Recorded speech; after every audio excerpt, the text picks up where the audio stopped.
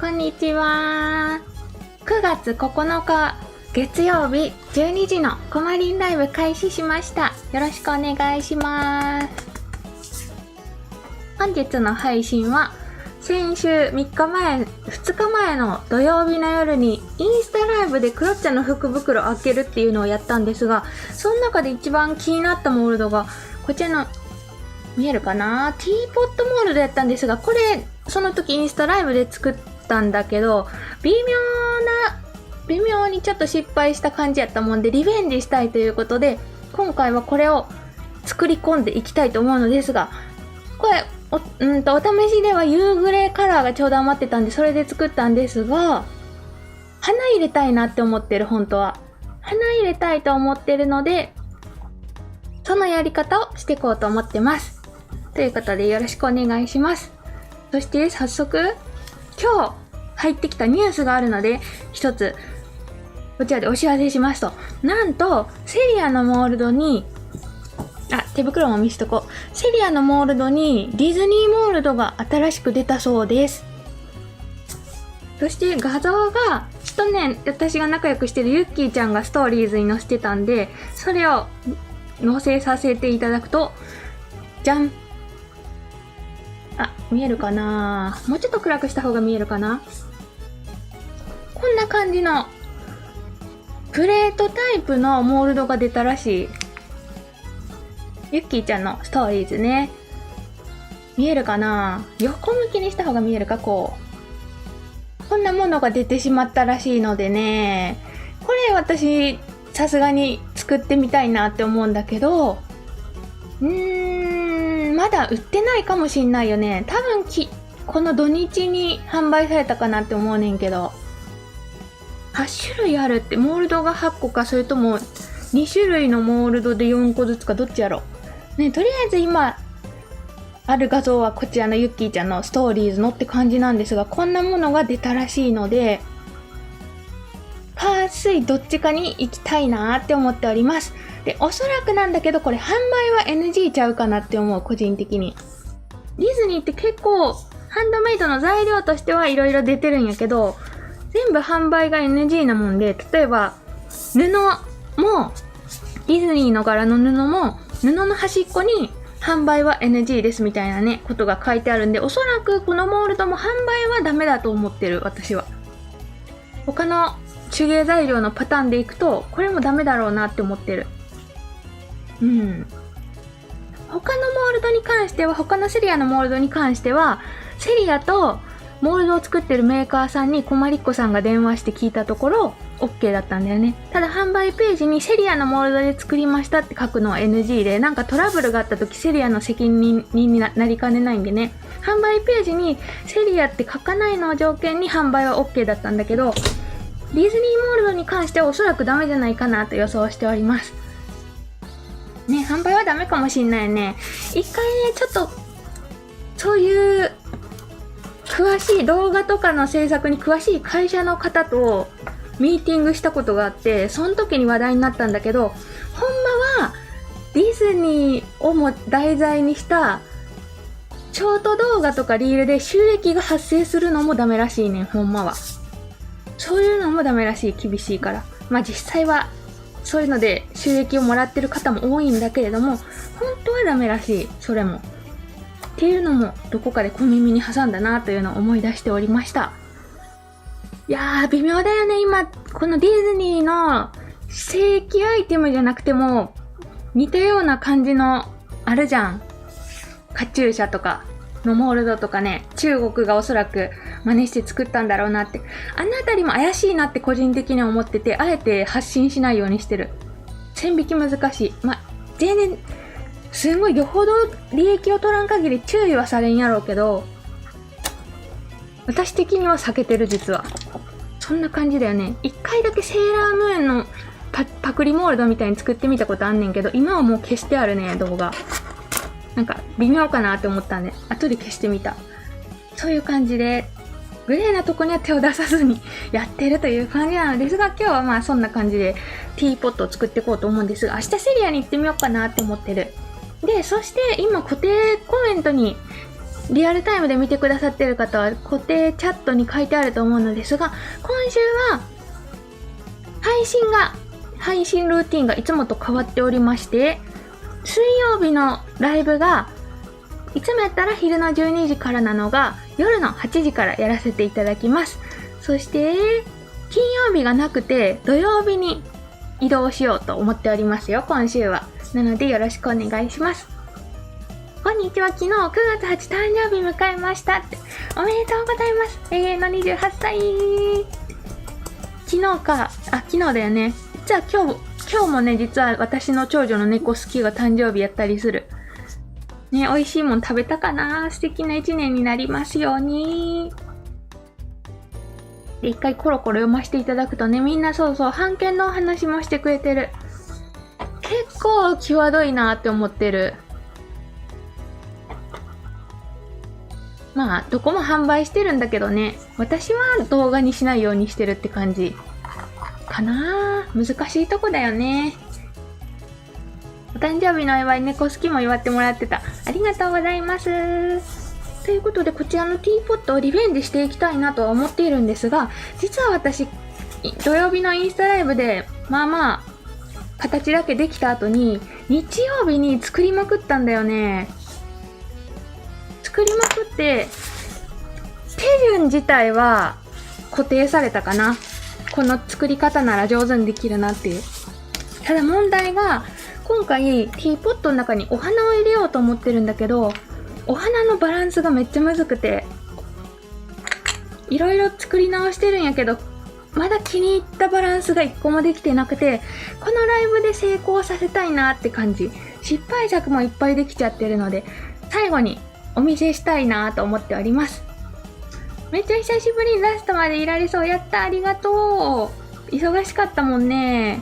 今日リアルタイムでお付き合いくださる方も、あとお仕事中に覗いてくれてる方も、そしてアーカイブを見てくれてる方もありがとうございます。今からもりもり作っていこうと思いますよ。で、今回はこのお花を入れようと思ってんねんけど、まあ家にある花やったら何でも入れていいと思うねんけど、ドライフラワーか押し花やったら。とりあえず下準備からしていこうと思う。まず、下準備としてやることは、今日はね、だいぶちっちゃいアイテムなんで、相当ズームにしないと。待ってね、この前さ、ピンクの板引いた方が見やすかったんで、今日もアリでやってみようかな。この板あった方が見やすかってんな。今日アリで行ってみるね、今日も。下準備としてやることが、まずお花を浸していきたいんだよね。気泡が出るんでね。初コメさん来てくれた。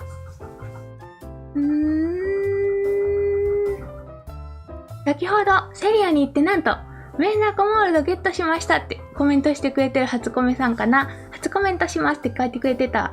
ありがとうございます。メンダコやっぱ再販されたんかな。ゲットした報告すごい多い最近。多分再販されてるよね。そして報告もありがとうございます。セリアに行って無事にメンダコちゃんモールドゲットできました。ラス1でドキドキだって。よかったー。やっぱ再販だよね。店が隠してたやつ出してるんじゃなくて再販の気がするな。メンダコ一年中使えるからいいよね。可愛いから。ってことで下ごしらえのやつを作っていこうと思うんですが、もうねこれね5個ぐらい失敗した上でやる手順なんで多分大丈夫だと思う。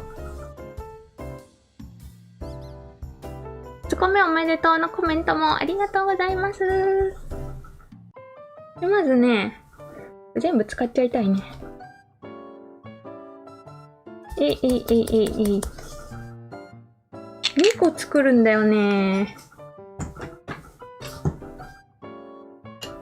何で入れようかな。こんにちはってご挨拶もありがとうございます。再販だよね。こぼしちゃった。早速。待ってね。もりもり入れたい。もりもり入れたい。透明とカラーのものを2種類作るんだけど、わけがあるんだけど、また後で話すね、詳しく。透明とカラーを作りたい。わー。バチコリこぼしていく。まあ、こんなもんかな。で、こっちは上側になる透明を作るんだけど、説明しても意味がわからんと思うから見とってもらったらね、わかるかなと思ってるんですが、今お昼食べながら見てる方も、お仕事中の方もありがとうございます。みんながメンダコをゲットしたっていう報告してくれて嬉しい。途中からね、来てくれた方に説明すると冒頭に、こんなモールドが出たよって騒いでたんだよね。これ、ディズニーの。明日セリアに行って探してみようかなって思ってるけど、多分ないよなー、まだ。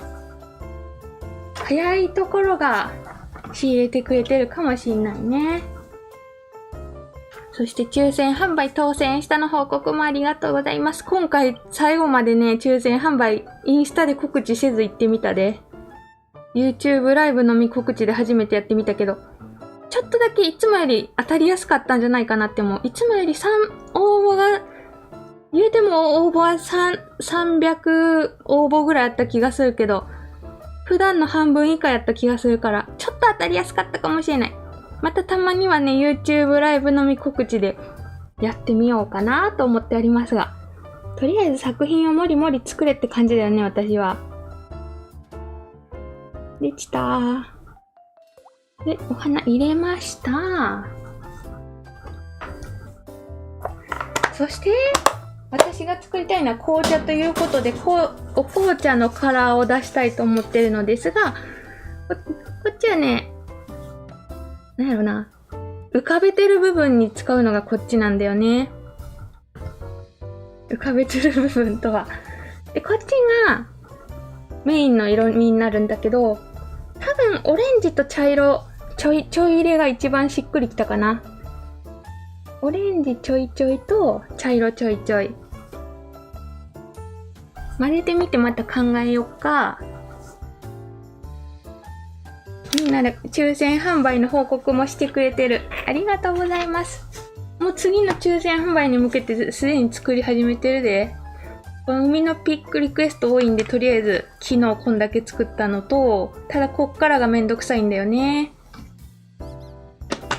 他にもなんか作っておりますので、お楽しみに。そして、これもちょんちょこちょんと入れる。わー、こんなもんかな。本当にちょびっとだけ入れてみたね。多分、ここで作った色より、モールドに入れた後の方が濃く見えるもんで、薄めでいいかなと思ってる。これを混ぜてみましょう。茶色、オレンジをちょびっとだけ入れました。そしてこれらの花は小さいとはいえね、気泡が出るんだよね。気泡が出て、そして効果中にちっちゃい泡たちが大集結してでかい気泡になったりするんで、まあ咲き浸し安定かなって感じ。これがメインの部分に流すやつになるかな。このまま流してね、簡単にできたらいいねんけどね、いろいろ問題が発生しとってここまで5個ぐらい失敗しとるんけど、流した後に花が浮いちゃうんだよね、どんどん。なんで2回に分けて流そうかなって思ってんねんけど、うまくいくかわからんけど。いろいろ計画はしてるって感じ。こんにちはって来てくれる方も、お疲れ様です。今日兵庫めっちゃ暑いねんけどどうかな、他の地域は。兵庫、大阪、広島あたり36度予想やったで今日。だいぶ暑い今日は。朝晩は涼しいのに昼がまだ全然夏だね。当選された方におめでとう言ってくれる方もありがとうございます。こんにちは、こまりさんのアーカイブ見てたらいつの間にか12時過ぎてましたって。嬉しい。私のアーカイブを始まる前から見てくれてた。嬉しい。アーカイブ長いからさ、次の動画に移動しんとライブ始まってるアイコンの輪っか出てこないから気づけないよね。こんな感じで2つのクリアのやつとメインの色の花をまず下ごしらえしましたね。で、これは置いときます、どっかにね。これ置いとくんだよね、その辺に。ポンポコポンと。置いておき、で、続いて、ティーポットやっていくんだけど、このティーポットも、さすがに7個ぐらい作ったんで、手順が自分の中で決まってるんで、それをやっていこうと思うんですが、ちょうど良かったのが、この朝食パレットのね、ここにカポってはめて作るとやりやすかったんで、このやり方でやっていこうと思う。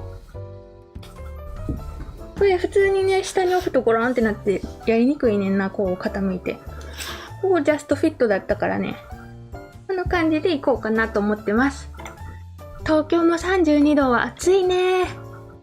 大阪暑い、岐阜も暑い。みんな暑いって言ってる。愛知も暑い。東京も暑い。名古屋暑い。どこも暑いっぽいよね。神奈川も暑い。今日の困りっ子天気予報みんな暑い。あ、さっき北海道の方がね、ちょっと涼しいって言ってみえたから。北の方はちょっと涼しくなってきてるかもしんないね。曇ってて涼しいって方もいいな。気候がいいとモチベ上がるよね。で、これは土曜日のライブの時に教えてもらったねんけど、ここ先に固めなきゃダメなんだよね。この真ん中の丸以外の場所。全部やっとかなきゃいけないんだけど、まあ、私のやり方は、片方だけ固めといて、今からやっていくね、とりあえず。説明して、教えてもらった方法とは違うねんけど、自分がやりまくっとってこれが安定かなって思った方法が、とりあえずこの3箇所、これまず固めるんだよね。カチッと。キャー。たくさんコメントくれてた。ありがとうございます。暑いよねー。みんな、あちち言うてる。あちち、あちだよねー。夜朝ちょうどいいぐらいだね、今は。エアコン切れる。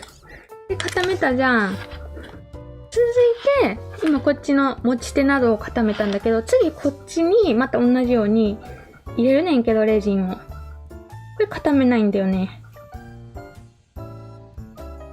で、ここに入れておく。ちょこちょんちょんちょんと入れて、どうしよう。こっからライトまでの導線を映したいけど、両手塞がるから映せないな。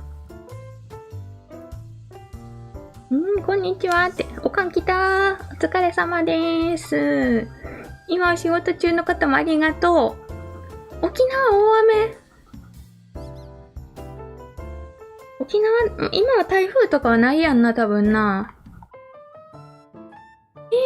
37度のとこもあるらしい。やばいな、それは。流しました。で、これ硬化せずに、さっき固めたこっちのやつを、ここに、ピシューン。合体し、この状態で硬化したいんだよね。すぐにライトで。で、やってくるね。見えんと思うけど。この状態で硬化する。今、映したいねんけど。なんも見えない。今頑張って硬化させてる感じ。合体させて。ね、頑張って挟んで硬化しておりますね。で、ある程度固まったって話しても大丈夫かな。何も見えへんわ、これね。今も、汗だらだら、バスの中から見てくれてる。嬉しいなぁ。エアコン24時間切れずか。もう電気代がきついよね、夏場は。早く電気代落ち着いてほしい。私怖すぎて見てないもん、電気代。値上がったって。いろんな投稿で見るからさ。できました。で、ここからが、もうずっとこの状態で作っていくんだけど、ライブ配信だと見にくいだろうなって思う。そして、こっからの工程もこのモールドがちょうど入るんだよね。できれば中の方がしっかり見えるように作りたいよね。こんな感じで。この状態でまずやることが、最初にクリアレジンをちょっとだけ入れたい。上の方に花入っちゃうと、この蓋のあたりに花が大集合しちゃうもんで、とりあえず、蓋のちょっと下ぐらいまでクリアレジンを入れたいわけ。じゃあ、どんぐらいかな。でこれ待っとくと、気泡浮いてくるんで、だいたい蓋の底のとこから。それ待っときたくはある。ので、一回コメントを読んでいる。ねえ、みんなのお天気予報ありがとう。8月26お誕生日だったのに、ライブ見れずそのまま旅行に行っちゃったって。小森さんにお誕生日おめでとう言ってもらえなかったって言ってくれてる。あ、気づいたよ。お誕生日おめでとう。旅行行ってたんや。よかったね。旅行いいな。おめでとうございます。素敵な一年になりますように。気づいたよ。コメント。インスタライブの後8個作ったかな。3個捨てちゃったけど、気に入らんくて。後で見せるね、それも。誰かがハートも押してくれてた。ありがとうございます。電気代、久しぶりに見てゾッとしたって。だよね。すごい値上がったってさ、SNS で流れてきたから、怖くなっちゃって見てないもん。心臓に悪そうだよね。ってことで、ちょっと置いといたら、あ、でも、出てないかな。特に出てない感じするんで。で、このまま硬化するんだよね。このまま、もう一回いきます。ポチッと。あ、これごといった方がいいかも。で、また硬化しております。何も見えてませんって感じやね。電気代、34,000円、ひどい。結構ワンちゃん猫ちゃんとか、他のペット飼ってる方はエアコンとか切れないからすごい額になっちゃうって言ってるよね。ほんと高くなったね。意外と見てない方多いね。私も、明細を見ればわかるんやけど、もう見てないね。ネット明細やもんで。それを見たらわかるねんけど、怖くて見てない、ずっと。ということで、まずこんだけ硬化できましたね。で、ここに次に入れるのが、出して作ったうちの、クリアの方の花だけを入れたい。なぜこれをやるかっていうと、液の上の方に花がいっぱい浮かんできてる表現をしたくて、ちょっと大きめの花とかも混ぜたねんけど、アリッサムとか。とりあえず花の部分だけ。レジン液はそんないらんねんけど。花の部分を入れたい。入れた。ね、全然見えないね、これは、今日は見えにくいぞ、すごい。今日のモールドは。そしてこの中で、グルコサミンして花を広げる。これでまた硬化するんだよね。もしかしてこのモールド部分に関しては、早いかもしんない今日。20分ぐらいで作り終わるかもしれない。と思ったらもうライブ開始から20分経ってた。で、周りに広げました。で、注意点としては、持ち手とか、まだそこまで達してないか。まだ大丈夫だな。こんな感じで、浮いてる花を表現するために大きめの花も混ぜて流したので、これを一回また硬化する。じゃーん。繋いでもらおう、こいつらに。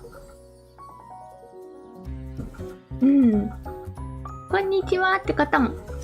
お疲れ様です。お仕事中に来てくれる方もありがとう。頑張ってね。お仕事。月曜日だから憂鬱だよね、今日とか。4万超え。もう見たらへこみそうで見れないよね。私もお祝いしてもらおうって言ってる。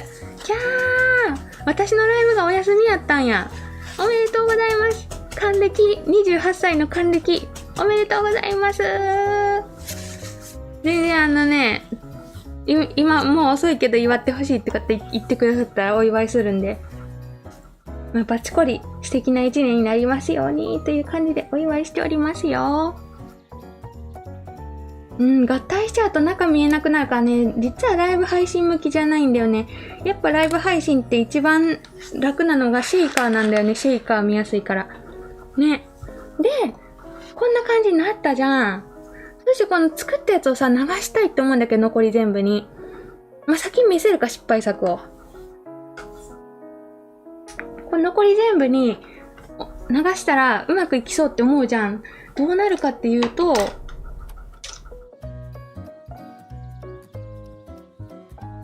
こう、見えるかな？沈むんだよね、花が全部、花びらが。軽いみたいで。あ、重いんか。じゃ、浮くんか。こうやって作るから。この残りにビャーって流してみたところ、全部花が浮いてきちゃって、頑張って混ぜってしてすぐ硬化したねんけど、下の方に溜まっちゃったんだよね。なので、ちょっと2層に分けて流そうかなって思うんやけど、1層目入れて、もう10秒硬化ぐらいして、鼻の位置だけ仮硬化させた状態で次のやつ流すみたいにやろうかなって、何言っとるかわからんかもしれんけど、とりあえずやってみるね。まず最初に、花びらたち、なるべく前の方、前列の方来てもらって、浮いてくるんだよね、全部。こんぐらい流すじゃん。あ、アホのライトでいっか、この後。流す。まあ、花がとにかく浮いてくるんで、それをなんとかしたいということで、もしかしてお花によってはね、浮いてこないやつもあるかもしれないよね。あれ、アホライトないな。言いたいこと伝わってる。よかった。そうそう、紅茶の茶葉みたいなのしたいねん。花の紅茶みたいな。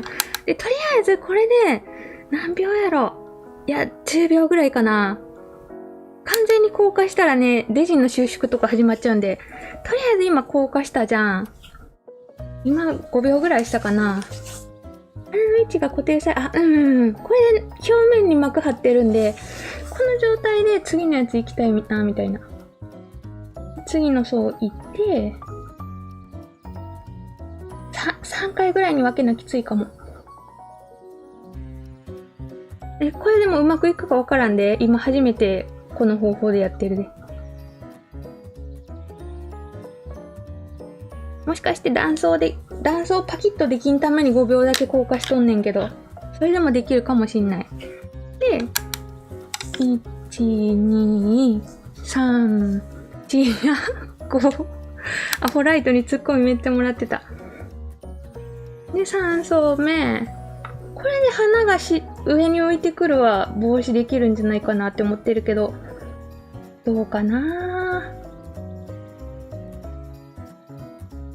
ダバダバダバーン。最後の層を流した後、ちょっと最強放置したいかな。もしモールドの隙間に空気とか入ってたら、最強放置したら浮いてくると思うんで、ここでちょっと置きたいかも。最後まで流したとこで。そんな感じでやってみてる。レジンライトはね、なんだろう、アホ丸出しライト、略してアホライトって呼んでる、これ。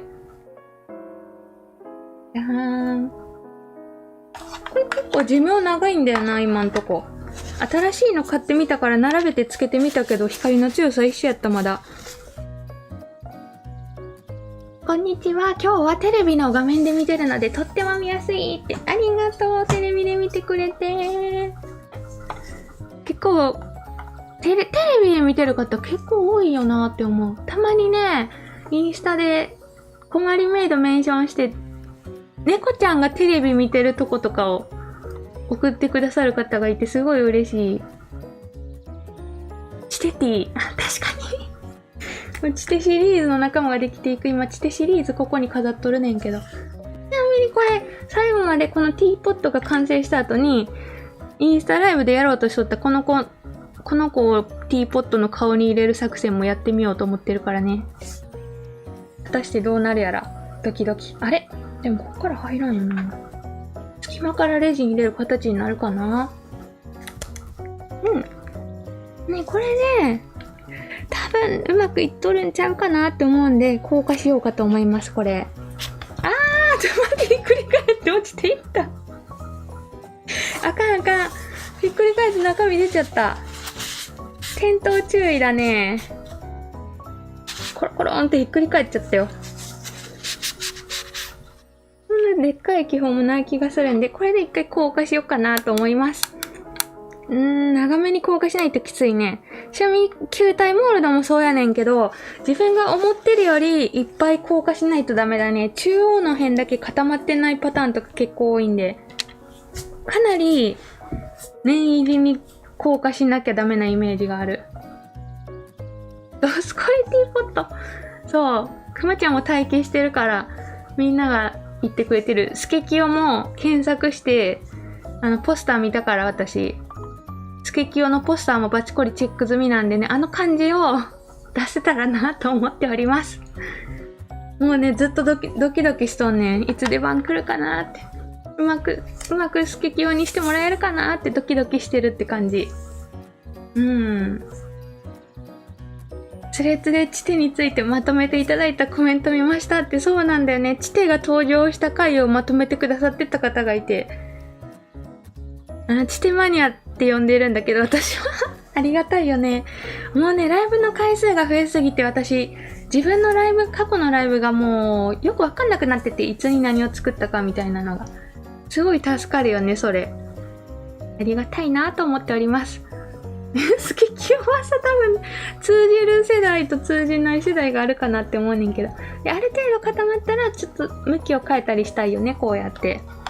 向きを変えたりして、前面からバチコリ硬化したいなという気持ちです。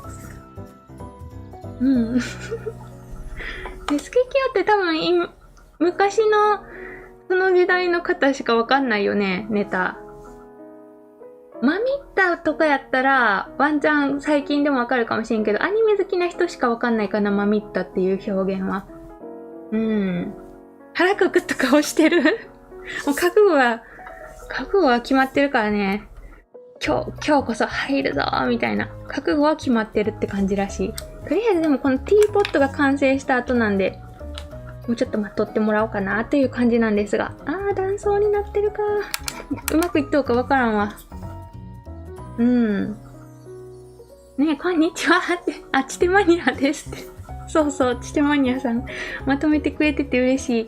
ほんま私もさ、サビキン登場会、ハラコート登場会はライブのタイトルにつけたねんけど、マネ登場会、パンクマ登場会、そのあたりもタイトルにしたいなと思いつつ、もう今までやったライブが多くなりすぎて、今日何回やっけ？今日164回ちゃうかな。今までやったライブの回数が多いもんでね、自分でもわかんなくなってるよね。マミッタわかる？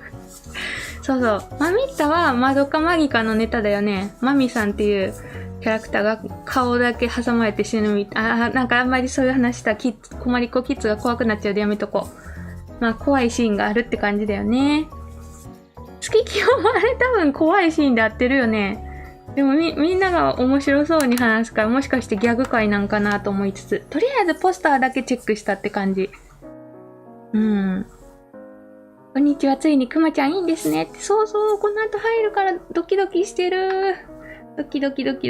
こういうネタの日のために作られて置いとかれたくまちゃん、ついに出番来るよ。さあ、どうかな？ということで、これを一回剥がしてみようと思いますが、どうかな？これ剥がした後に過去に失敗しとるやつ全部見せていくね。ドキ。今までめっちゃうまくいった。でもここに入っちゃったか。ここに入れたくないねんな。二つを挟んだ後に、でも今まで一番可愛くいったかもしれない。いや、もうちょっと色薄くてもよかったかもしれない。いや、でも可愛いと思う、これは。これは可愛いと思う。ライブだとだいぶ色濃く見えるな。過去に失敗したら見せていくね。まず1個目は、ピンクで作ってみたら、なんか全然、お茶っぽくないからやめたって感じ。みんな可愛いって言ってくれてる。あと、このピンクは上半分をクリア流して下にピンク流したねんけど、こうやってマヤコから見た時だけはわかるねんけど、マヤコ以外の時がもうぼやっとしちゃってよくわかんなくなるから、この入れ方は微妙かなっていうことになってんけど、最初ピンク入れてみたんだよね。で、次に、色こっちの方が良かったな。こんな感じで色を変えて、上の方に花をやってみたところ、全部この蓋の周辺に集まっちゃったもんで、もうちょっと下だなーってなって、ここにクリアを流すことになったんだけど、そして作ったやつが、あれどこ行ったかな。で、作ったのがこんな感じで、なんかあんま変わってないなって思って、下の方に花びらをちょっと入れてみたものの浮いてきたって感じで、で、またこれも修正したけど、やっぱ花びら下の方に行っちゃったなって。これはこれで可愛いんかな。で、今作ったのがこれなんやけど、ちょっと入れすぎた感はあるわな。あともうちょっと色薄くてもよかったなと思いつつ、とりあえず、今までで一番よくできたかなと、個人的には思っております。もうちょっと少なくていいんかな、花の量が。断層微妙に分かっちゃうな。難しいね。花のバランスって。しまった、待って、ここ流し忘れてる。一回戻そう。やり忘れてる、一箇所。間に合うか、まだ。一箇所流し忘れ、またやっちゃった。ここに、底なしポットにしちゃった、また。一番下に、ポットの底があるんやった。存在忘れてた、また。で、土曜日のライブでやり直した時に、この隙間から見事に、下の部分に液垂らし込むっていうのやっちゃったんで、とりあえず今回一回仮の蓋を作ってから流そう。また忘れてた、そこの存在を。プチ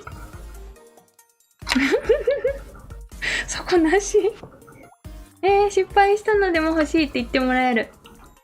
ピンクとかブルーのハーブティーもあるんや。おしゃれだね。いろんなカラー作ったら可愛いだろうね。お花の色も変えて。そこ作り忘れる事件が起きちゃった。今から追加しようと思う。もうちょっと色淡い方が良かったかな。やっぱ思ってる色より濃く出るな、こういう立体モールドに関しては。あれ入れすぎちゃった。見えんかったわ、なんも。ちょっと入れすぎたね。回収しよう、回収。ちょこちょんと。で、せっかくなんで、ポットツルツルにするとこまでは行きたいんだよな。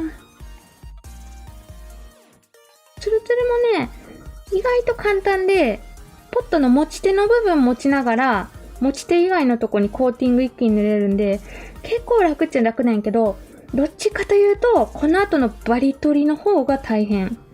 もうばあちゃんが大活躍ね。直線ばっかなんで。この後の工程はばあちゃんがマジで活躍するんで。待機しといてくださいね、オーブンでこの後ね。綺麗な色って言ってもらえて嬉しい。もうちょっとでも淡い方が好みやったと思いつつ、あと花ももうちょっと少なくてもよかった。張り切りすぎたね。とりあえずそれはツルツルにしていこうかなって思ってる。クリアレジンと色付けレジン、境界がないのが正解ですかというより、境界をつけたとこで、もう真横しか見た時しかね、わかんないんだよね、色が。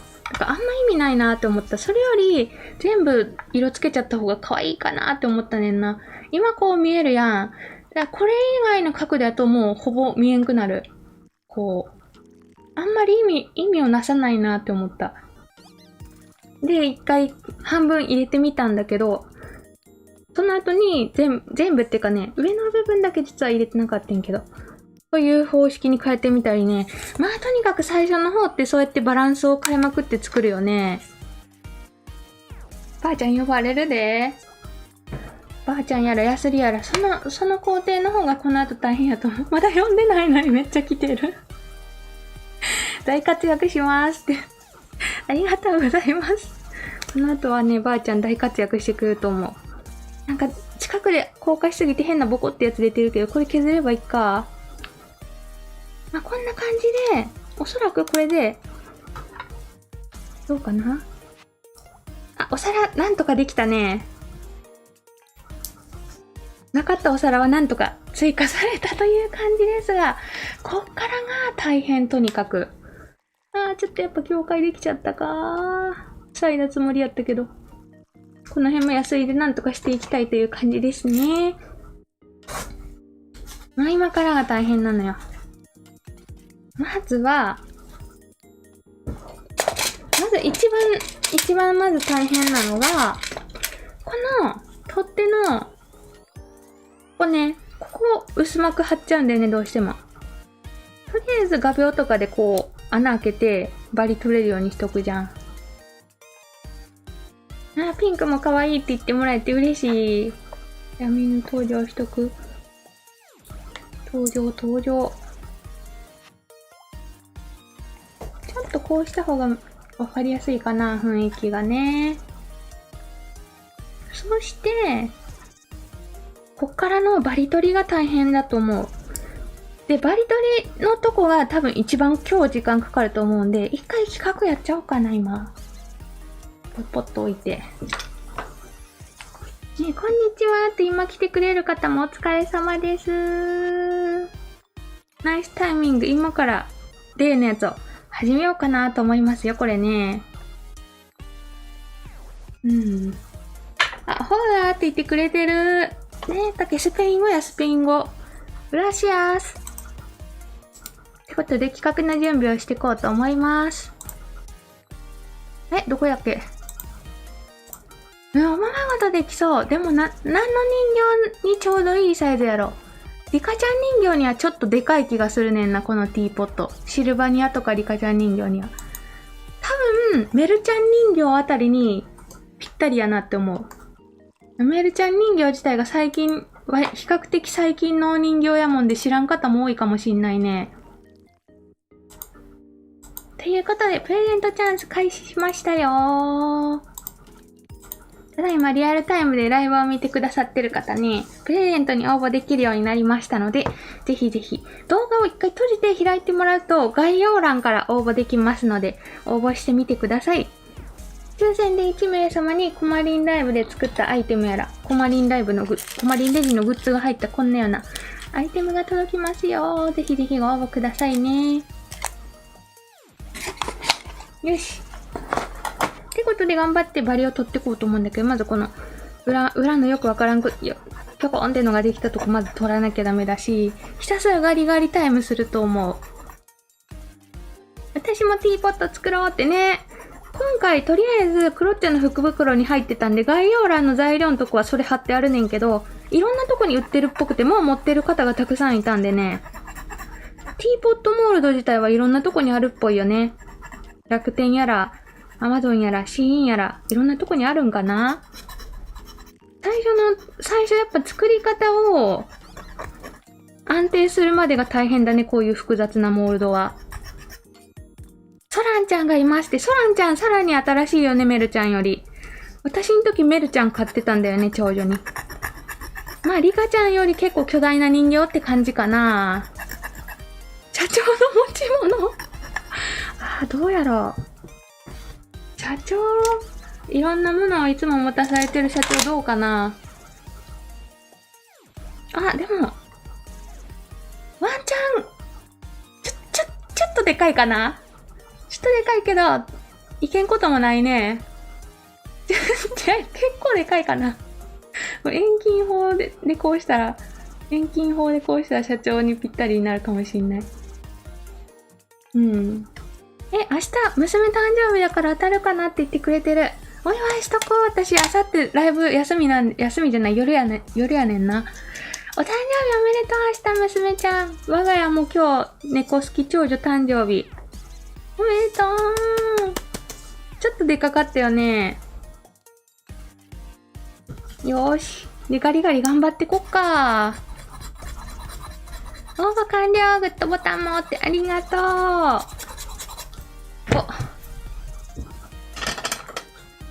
じゃーん。ワーバンド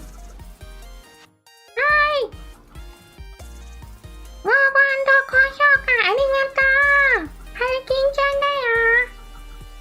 今日はいつもの声だよ。ありがとうな。よかったらいいね、グッドボタン押していってね。バイバーイ。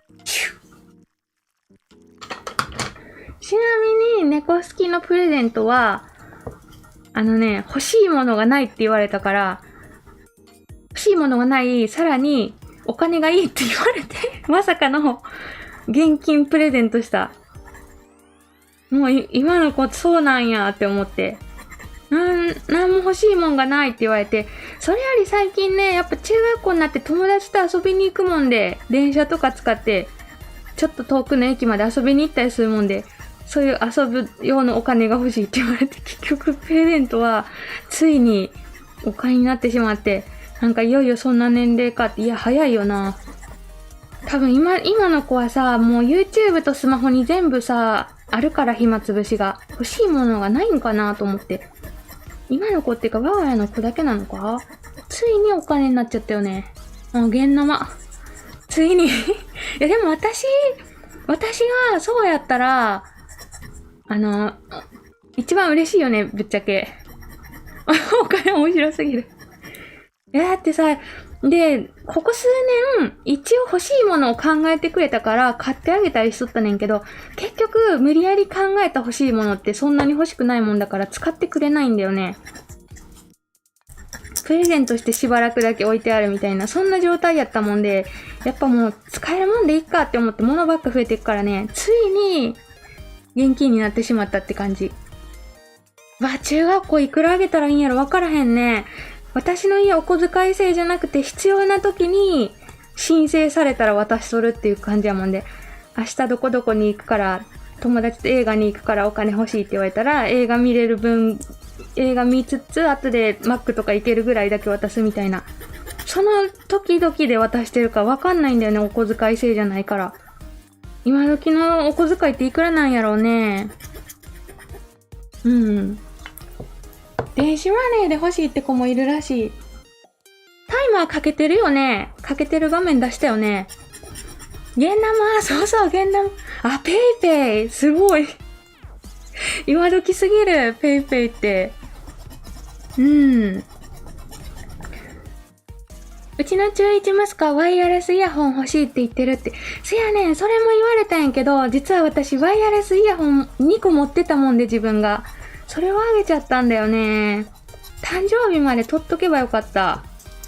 全然ここの、荒い方、どっちで削ってんだろう。全然削れないんだけど、これもっと本気出せってこと？ガリガリガリガリガリガリガリガリ。汗かいてくる。お小遣いとかプレゼントは各家庭の方針によって変わってくるだろうから難しいとこではあるよね。小学生とかもいくらなんやろ。昔から我が家はね、必要な時に申請してもらってその時渡す形式やもんで、特にいくらっていうのは決めずにやってきたなぁ。よかった、削れてきた。ちょっと、だべりながら軽く削っとったらあかんな。我が家もそんな感じになりつつある。そっか、でも、とりあえずさ、昔と状況が違うのは確かだよね。私が小学生の時って、近所に駄菓子屋があって、で、毎日100円もらって100円分の駄菓子を買うみたいな、そんなことやっとってんけど、今だって駄菓子屋がないし、なんならお菓子昔より高いから100円でちょびっとしか買えないよね、今って。コアラのマーチ1個買って終わりとか、なんか選びようもないよね。時代が変わってる気がする。この出っ張りをひたすら削ってる気がするんだけど。こういう時に電動のやつがいいよね。電動持っとるねんけどな、繋ぐのがめんどくて。繋ぐってかねんけな。電動の先のパーツが今、針にしてあるもんで、それを切り替えるのがすごいめんどくさくてなかなか出てこないって感じ。今まで一回も配信で出てきてない気がする。ほんまは電動の方がいいね、今のを削るぐらいなら。まっすぐなったか？ララポの中の駄菓子屋いつも混んでるって。そっか、今もうショッピングモールの中に駄菓子屋があるって感じだよね。私の、指がいってる。私の時は近所に駄菓子屋があったもんね。とりあえず下は削れたね。で、こっからがマジで、まずタミヤかな。タミヤ。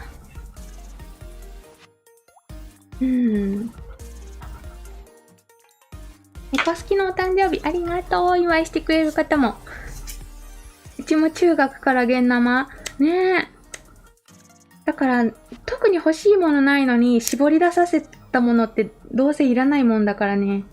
ろくなもんがないからもういいかって思って今年からなっちゃったね。遠足のお菓子300円までとかあったよね。バナナはおやつに入りますかみたいな。娘さん、息子くんのお誕生日の方がいるかなもしかして。みんながお祝いしてくれてた。たくさんコメントが来てた。ありがとうございます。こんにちは。休憩中少し覗きに来たらプレゼントチャンスでラッキーです。だって。今日は息子、明日は娘の誕生日なので当たらないかな。だって。すごいね。2日連続お誕生日はレアな気がする。息子くん、娘ちゃんおめでとう。もしかして誕生日はプレゼント企画、誕生日近い方が当たりやすいっていうね、謎の現象が起きてるんで、当たるかもしんないよね。で、これまずタミヤでね、ザクザク切っときたい感じ。入れるとこは。そうすると後でばあちゃんが楽になるからね。お菓子300円までとか今やってもちょっとしか、駄菓子やったら結構買えるんかな。でも駄菓子が、スーパーの下の、お菓子の下の段のとこにちょっとあるか駄菓子ぐらいやったら。300円までとかいうルール、今もあるんかな遠足のおやつルール。いや、なかったよな、今まで。私の娘、なかった気がする。小学校の時そんな。あれ、いつの間にか300円ルールなくなってないか？バナナおやつに入りますかみたいなね。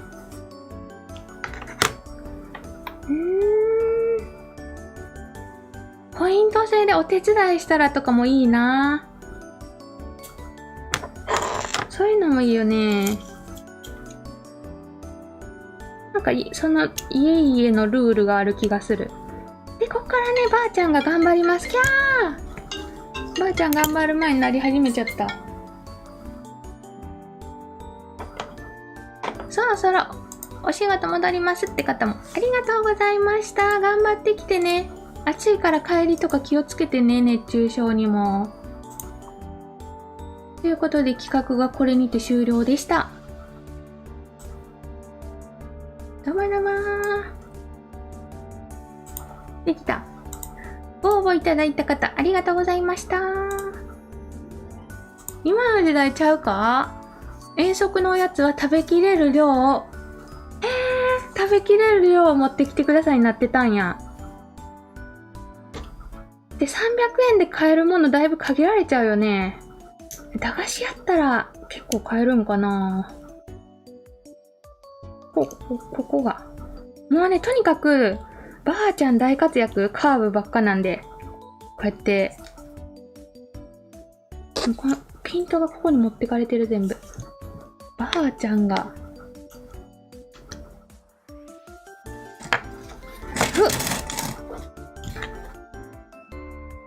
ねえ、ばあちゃんに頑張ってもらう感じです。今ちょっと高いチョコとか298円するからもうそれで終わるよね。チョコが値上がりすぎやなって思う。頑張ってね、バリを取った後にちょっとだけヤスリがけもするからね、そこが大変かもしんないな、このティーポットに関しては。今日もマック。先週金曜日に月見バーガーの話してみんな食べたくなって土曜日の昼とかにマック食べてる方いっぱいいたな。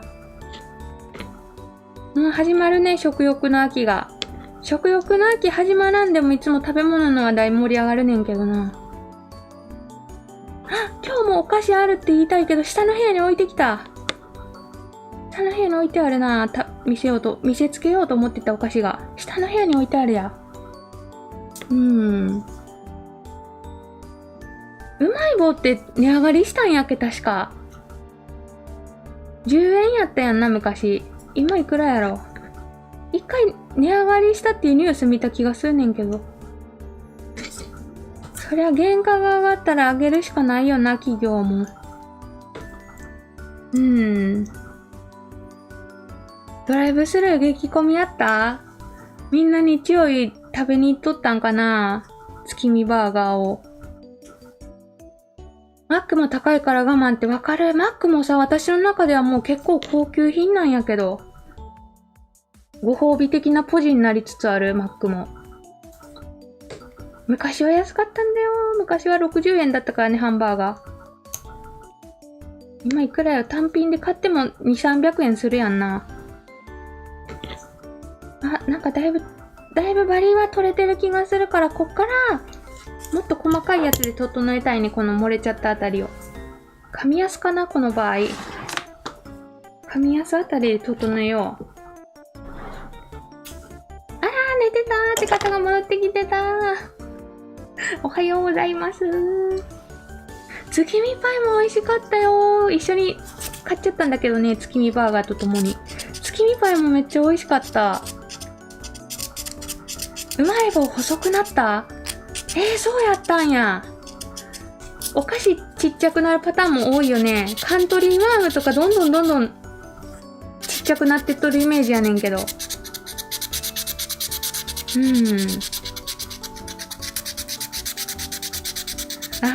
そうだよね。ハンバーガー200円、チーズバーガー220円か。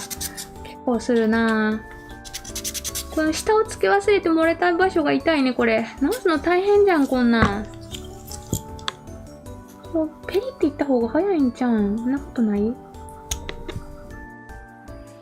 余計なことしんかったよかったな。頑張って削るか。お仕事戻りますって方もありがとうね。頑張ってきてね。月曜日大変だけど頑張ろう。容量を減らすのもだいぶすごいよね。袋半分ぐらい、半分以下しか入ってないやんけっていうの多いからね、今。ちなみにちょっと前のライブでさ、お米とかがないっていう盛り上がったけど、今どうなったんやろ、お米って。あるんかな？だいぶ復活してはいるんかな？ちょっと前に話題になった時より。キットカットの大きさがバズってた？キットカットもちっちゃくなったんだ。このヤスリの音聞くといつもゾクってなるらしい。じゃあ今ゾクゾクしまくってるってこと？ちょっとわかるかも気持ち。なんか、ザリザリザリって言ってる。頑張って耐えてね。我慢強さを鍛えていこう。ポテトも高くなったよね。ポテト今さ、クーポンで出て250円やった気するねんけど、昔100円やなかったっけ？全サイズ100円とかやってる時あったやんな、ポテトって。気のせいかな。お米は昨日からスーパーに売ってた。そっかー。でもさ、値上がったよね、すごい。なんか SNS とか見とると、陰謀論が結構出てて、なんやろ、お米を値上げるための演出やったとか、そういう陰謀論も流れてくる。どれが本当かはわからんねんけど。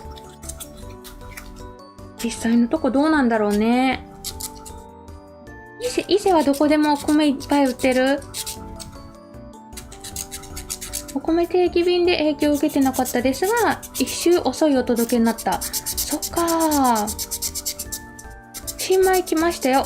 一俵60キロ。25,000円。すごい。一俵って、俵ってあれでしょ？藁に入ってるやつでしょ？俵って。お米 1.5 倍価格。きついね、もう。お米いるからな。表面のギザギザは取れたけど、この溝のギザギザがやっぱり余計なミスをするんじゃなかった。でもこうやるとちょっとずつ取れてってる。マックポーク100円ほんま神やったし、毎日食べちゃってやばかったわ、あの時期は。マック太りしそうやった。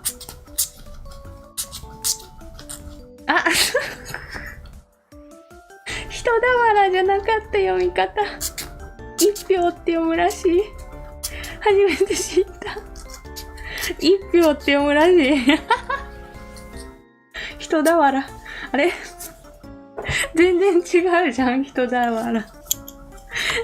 また一つ勉強になったな。ああ。これなんかもう、これがどうしようも、あ、わかった、タミヤ。あと溝だけだからタミヤで。あ、でもすごい、デンジャーなことしてるな、私。ほっ。まあ、いいか、これ塗ったらなんとかなるっしょ、ごまかされて。他のとこも整えてこう。指摘がいっぱい流れてきて、助かる。人俵とは。でもなかなかもう今、俵って言葉使わないよね、多分。ちょこちょこネットで流れてくるために俵って呼んでた。人俵かーって。お米は少しずつ戻ってきてる。私の近所はね、あ、置いてあるなーって思って見たら、まあやっぱ普段より高いなーって思ったねんけど、ブレンド米だった、ブレンド米。多分、美味しいやつと、ちょっと微妙なやつが混ぜてあるみたいな。ブレンド米になってて、まあ結局元よりだいぶ値上がってるんだなーっていう雰囲気を感じたよね。値上がっちゃったね、多分、結局。もう戻らなさそうな気がする、元に。なんかこの流れに任せて値上がった感じする。でも実際米農家のさ、コマリッコさんにいっぱいおるねんけど、大変って言ってるからね、肥料代とか運送費とか全部値上がっちゃってるから。作ってる人も大変らしいからしょうがないわな、その流れは。これで一回、プキプキしようと思う。だいぶ削ったね。アホライト書く場所ないな、そろそろ。シュッシュ。私もリカバリー中ですって。レイン大体リカバリー作業だよね、もう。早く、明日セリア行くときにジェルクリーナーも買ってこよう。ジェルクリーナーの方がしっかり取れるからね。そうめったね、丸洗いとかがいっちゃいいねんけどな、水路のとこ持ってって。とりあえずないから、ジェルクリーナーを明日また買ってこようと思ってる。で、粉さんたちをペポッペポッと取らせていただき、1文字だと俵で合ってたんや。ねえ、もうみんなのツッコミの速さがやばいよね。鍛えられてて速い。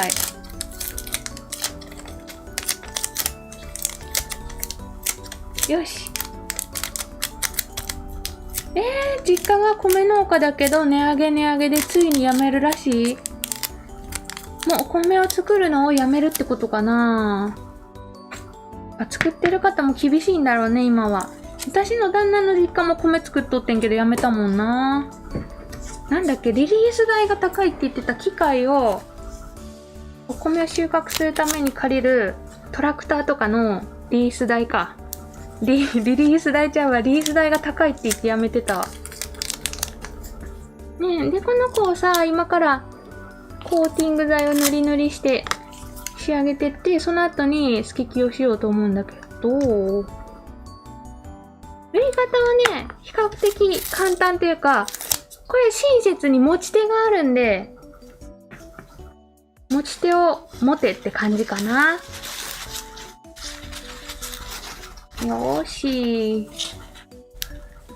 下実家が農家で送ってくれるのでっていいよね。私も実は、この大変な時期は、旦那の実家のお米で乗り切ったな。ちょうど帰省と重なってて10キロ持って帰ってきたんでね、なんとか乗り切れたって感じやった。筆の方がいいかな、今回。溝が多いんで。ここを持って塗ればいいよね、とりあえず。はあ。リリース。バレてた。じゃあ私気づいたねん。リリースじゃなくてリースだって後で気づいたねんけど。ごまかしたんやけどバレとったわ。何をリリースしよう。リリースと言ったら今週の金曜日ライブお休みなのがね、そのプレスリリースってやつに参加してくるでやねんけど。何するんやろ、プレスリリースって。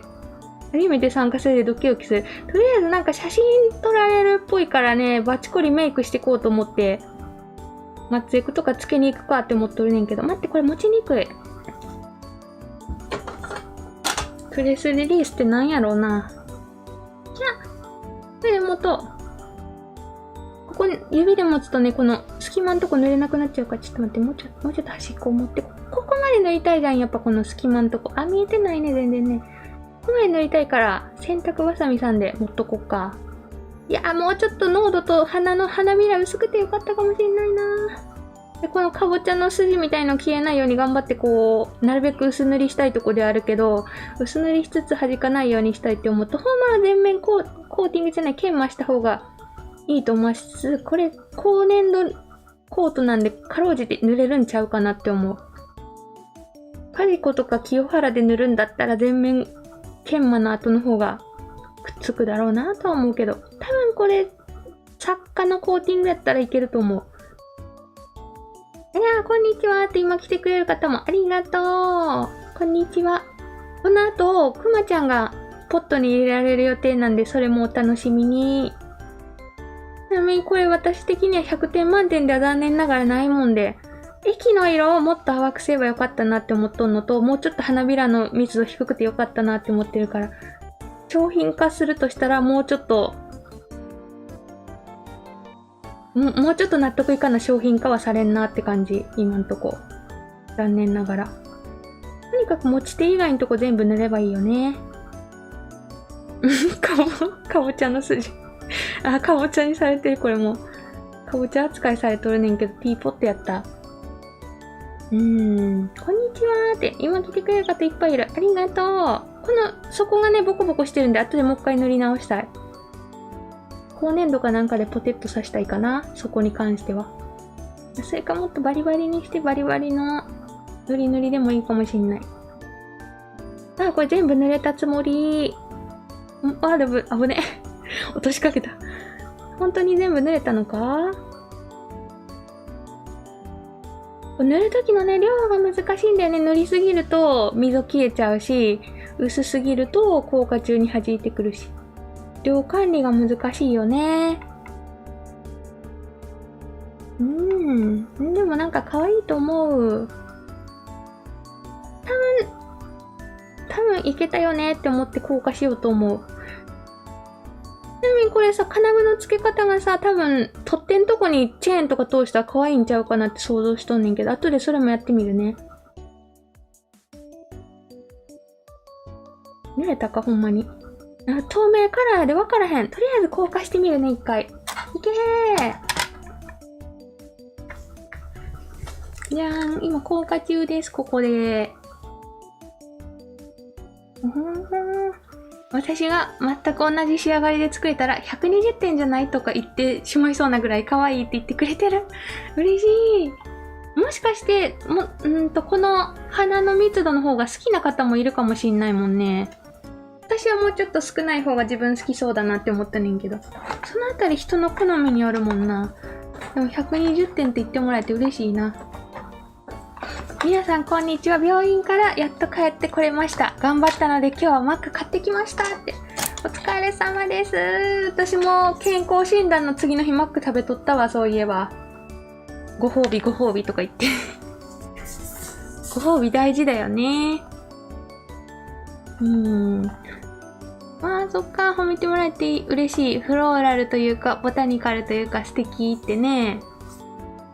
嬉しいね。そう、塗ったつもりがね、あれってなるやつは、コーティング剤も多分なんだけど、微妙に収縮があるって思ってるんだよね、私。そのせいかなって思うねんけど、多分もう、量がちょっと足りてなかったりすると弾く気がするよね。こんなことになってる。で、これちょっとしっかりめに固まらせたいね。その後取って塗って、キーホルダーをつけてみようかなって今思ってるとこって感じかな。その後にくまちゃんが出動しますね。甘露飴にしか見えんくなった。確かに、甘露飴ってあれやんな。べっこう飴みたいなやつやんな。べっこう飴、甘露飴。どうかな？そんな色のやつだよね。今さっき来たばかりだけど眠気に負けそうなのでおやすみなさいって。ありがとね。今何時やろアメリカ。ありがとう。よーし。まあそろそろかな。まいさん、こんにちはって来てくれてる。新品のフロッキーチップをコーティング剤につけると、フロッキーチップのふわふわから気泡がブワッと出てくる。出てくるかな？私あんま出てこん気がする。一緒かな？ 100 均のやつでやってる？私が使ってるのはこれやねんけど、気泡が出てきたイメージがないな、今まで。なんもね、対策してないけど、出てきたことがない気がしてる。一緒のやつやったらなんか、液が違うとかなんかな。何もしてないけど大丈夫ですっていう感じでした。なんかいきなり倒れた。着色剤が勝手に。怖っ。心霊現象みたいなの起きたねんけど。で、続いて取っ手をやりましょう。取っ手をやるときは、次はもう、どこでもいいけど、この辺とか適当に持ってもらって、残りの、取っ手を塗って終わりだよね。取っ手だけを塗って完成かな。ティーポットのさ、この蓋のところにデコとかしても可愛いかもしんないね、パールとかで。ミニチュアみたい。できたー。そして高カット。そっか、アメリカ今0時だったんだ。ありがとうねー。いい夢見ろよ。雨よ。多分一緒ですって言ってる。私なんか出てこない気がするから違うかもしんないね。違うかもしんないねってなんだろう。100均いつも行くけどフロッキーチップないんだけどなんでだろうって。結局ね、このライブ配信出たもん売り切れてるんだよね。過去にも。フロッキーチップ売り切れた、トレースライト売り切れた、セリアのメンダコも速攻売り切れたし、このライブっていうか結局レジン界隈で流行っちゃうもんで売り切れるんだろうね。で、このメッシュ手袋もなかなか見つからない。でもしかしてフロッキーチップ不足してるかもしんないよね。このライブというよりレジン界隈で流行って売り切れるからかな。これも今なかなかないんだよね。クリアと普通のホワイトもあんまりないんかな。なかなか見つからなくなりつつあるよね。ってことでね、こんな感じでできたつもりですが、ちょっと色濃かったなぁと反省しつつ、とりあえず形だけはできたからよしとしましょう。これさ、加工するとしたらさ、6ミリ通るかな。いや、6ミリじゃないな。丸カン2個付けでキーホルダーとかつけたらめっちゃ可愛い気がすんねんけど、どうかな。1センチ丸カンと、キーホルダー金具。いや、チェーンでもいいか。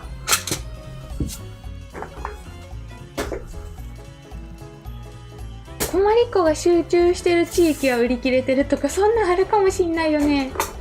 みんな一斉に買うから。かわいいって言ってもらえて嬉しい。横から見た方が可愛いんだよな。一回集合しにく。ピンク色も可愛いって可愛いんかな。他のやつはまだバリ取りがめんどくてその状態で止まっとるねんけど。これね、頑張って真ん中で区切ってもやっぱりさ、角度変わるとすぐこうなっちゃうからあんま意味ないかなって思ってたんだよね。クリアパレットはもともと人気であったりなかったりだったらしい。そっかー。確かに私も1年前ぐらいから勧められてたな、そういえば。クリアパレットがいいって。メンダコ相変わらず見かけない？再販してるっぽくてね、ゲットした報告すごい増えてるから、場所によっては再販始まってるっぽいね、海シリーズ。今なんか、何の金具につけようかなって探してるとこ。つけようかな。こんな華奢なやつが合いそう。メッシュ手袋、Amazon で3個入り買った？そう、ここが汗でべっちゃべちゃにならないからほんといいよね。ただ、メッシュ手袋自体がすごいべっちょべちょになるよね。私も最近ダイソーアプリ入れてみたで。入れてみたけどね、どうやらダイソーアプリって店は在庫更新してないと反映されんらしくて、店舗によってはたまにしてくれてないらしいで。そこだけ注意だよね。私も入れてみた、最近いろいろ探すときに。これさ、ここの取っ手にさ、こう入れたら可愛いんじゃないって思うけど、どうかな。それともやっぱてっぺんの辺に、あれ爆破した。待って、コーティング剤が倒れてる。空っぽやでいいけど。お、やっぱりさ、しかも通ってないしチェーン。バルスしちゃった、バルス。お。くまちゃんがポット持ってる？くまちゃんにポット持たせると可愛いかな。さっき社長が持ってたよね。ここに通したら可愛いんちゃうんってなんとなく思うけど、でも、カバンから下げた時に傾いちゃうから微妙なんかな。でもあんまりヒートンとか刺す場所もあんまり思いつかないよね、これ。クリアパレット、ネイル界隈でも人気ってことか。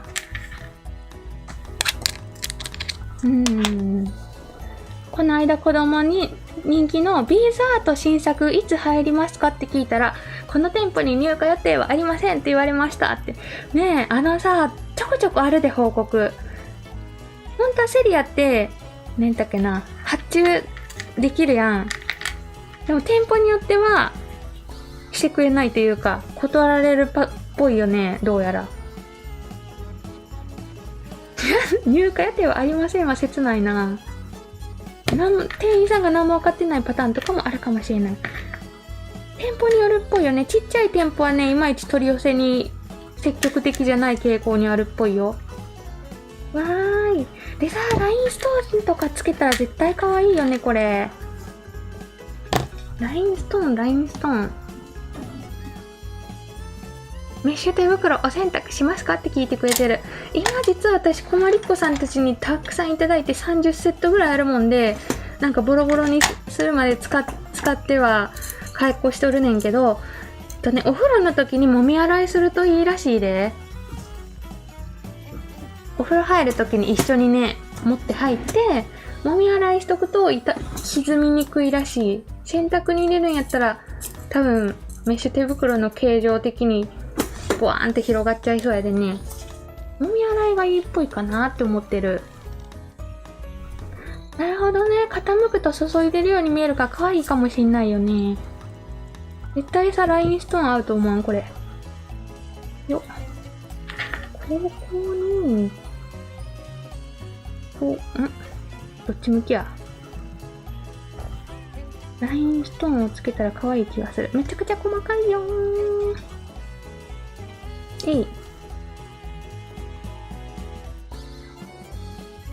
この状態で丸カン2個をまとめつつ、頑張れー、あとちょっとだよー。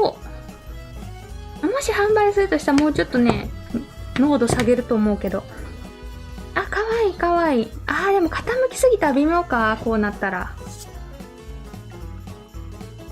この辺も、丸カンのサイズをもう一回りちっちゃくしたらこの出っ張りに引っかかってくれるだろうから、ここで止まってちょうどいいかもしんないな。丸カンのサイズ。8ミリぐらいにしたら、8ミリあったかな、どっかに。と思いつつ、とりあえず一回完成図をお見せしたいと思うんですよ。こんな感じになりましたね。いや、てっぺんの方がいいんかな。あれ取れちゃった。隙間から落ちた丸カンの。しっかり閉まってなくて。こういうのって難しいよね。チャームとキーホルダーのバランスというか、そのあたり、いつも悩みどこ。セリア電話しても商品あるかないか教えられないか。そっか、多分、店員さんが探すの大変なんだろうね。店内在庫を管理してるシステムとかはないんかな。たまにね、このチャット欄にセリアとかダイソーの店員さんが来てくださるんで、その方がもしいてくれたら知ってるかもしんないね。でもちょっと、店によってとか、店員さんによって対応ちゃうなってのはみんなの話聞いてて思うよね。あ、逆向きにつけちゃった。っていう感じでね、一回こう置いて、チャームの付け方もうちょっと、もし販売するとしたらもうちょっと考えるかもしんないな。そんな感じでまずできましたね。今日はこれで終わりじゃなく、一回ちょっと待ってね。一回コメント読ませていただこう。頑張って失敗したポットたちも並んでおくと。たくさんコメントが来ててありがとうございます。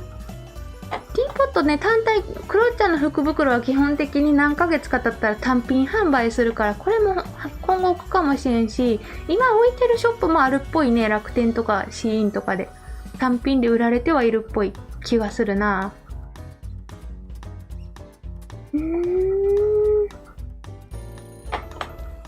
ララララーンって呼んでますよ。誰かハートも押してくれてた。ありがとうございます。雫みたいなん垂らしてる。あ、わかった。ここの先に雫つけるってことかな。合いそう、そういうのも。おしゃんだね。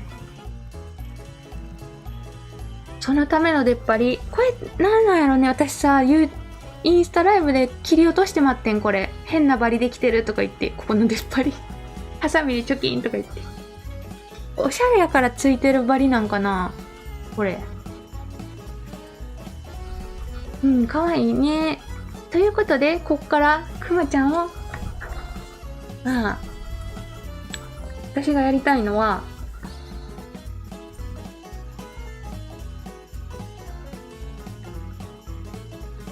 こんな感じで入れたいわけ。首玉だけ。でね、蓋をした状態でクマが入れれるっぽいから、先にレジン入れてもいいんか。でもクマ後入れやとクマが多分クマから気泡が出ちゃうから、クマちゃんの顔だけレジンに浸しといて後入れ。これでうまくいくんちゃうかなって思うんで、ちょっと頑張ってこうしたらクマちゃんの顔がどう見えるか、どうしてももう気になって寝れないもんで、今から入れようと思います。ちなみにこのクマちゃんは、まあ日頃からクマを量産してる時に、なんだろうな、いざという時にね、実験台になるクマが必要だから、ほんまはこのドスコイクマ作った時に一緒に作ったねんけど、ドスコイクマちゃんと共に。一匹ね、なんか実験したい時に使えるかなと思って余らしてあったんだよね。このクマちゃんをちょっと入れてみようかなと思ってます。とうとう来たか。生贄クマ。もしかして、出来栄えによってはコマリンキャラクターズの仲間入りできるかもしんないからさ。そうなったらもう大変だよ。コマリンキャラクターズがうまくいくように祈っとこっか。ってことで、これも頑張って作ってこうかと思います。どうなるかな。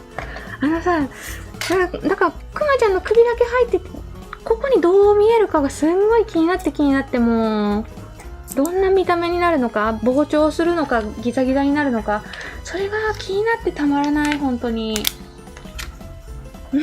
検体クマちゃん、実験体。ついに、作られた、この日のために作られた実験台クマちゃんが使われる時が来たのでした。まあ、作り方は一緒やし、もしさ、この首玉がここ通らないようだったら、この挟む工程のところで首入れなきゃなーって思ってたんやけど、逆や。逆やとか言って。これはやばいな、さすがに。挟む前に首入れないかんなって思っとったねんけど、多分やけど、挟み込んだ状態で入れれるんで、レジン入れた後に、こういったらいいんやんな。多分いけるよな。その作り方でいこうと思ってる。そうそう、ちなみに、小さい方のティーポットのモールドも入ってたね、福袋。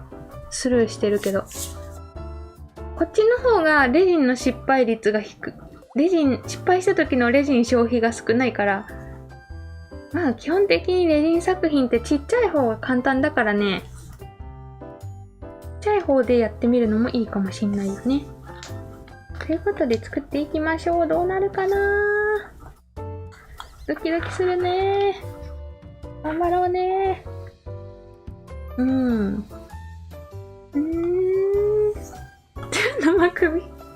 生首くまちゃんがセンシティブやったらパンクマもうダメやな。あれ今日パンクマどこやろ。マリンキャラクターズも見守っていく。でもパンクマがいないな。どこに行ったやろ。マネとパンクマがいないな。なぜか。あ、いた。端っこにおったんかい、あれ。コマリンキャラクターズもこっそり覗いていくという感じで作ってみましょう。ことで、最初にやるのがまた同じことやるだけだよね。片方だけ。あ、謎ぼこりがある。ちょっとだけね、下の部分が高くなって、ここに液が溜まるように傾けてあるって感じ。もう一回同じことをしていくわけなんだけど、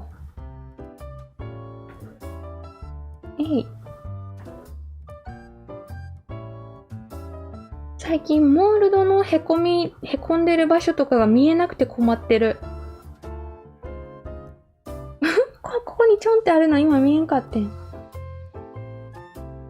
こんなんも見えんくなっていくよね。まず硬化する。確かにパンクマが取られてしまうかもね。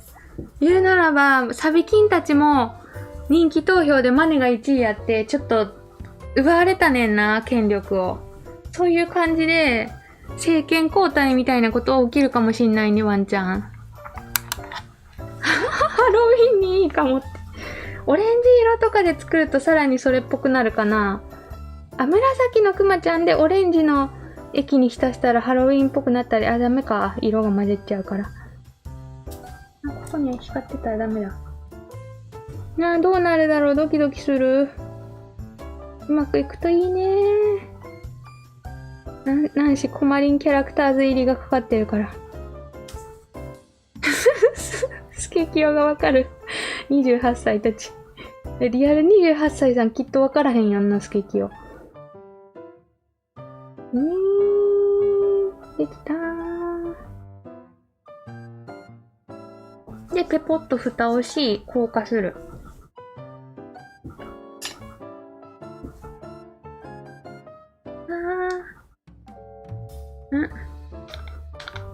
出したかな。もうこのままでいいよね。いけー。くまちゃん痛いって言ってる。何くまちゃんやろ。あ、ちょっとこれか。かわいそう。ごめん。大丈夫。ポットの中に入ったらそんなこともう起きなくなるから。ポットに守られるからね。くまちゃん。なかなか修行だね、今日は。こ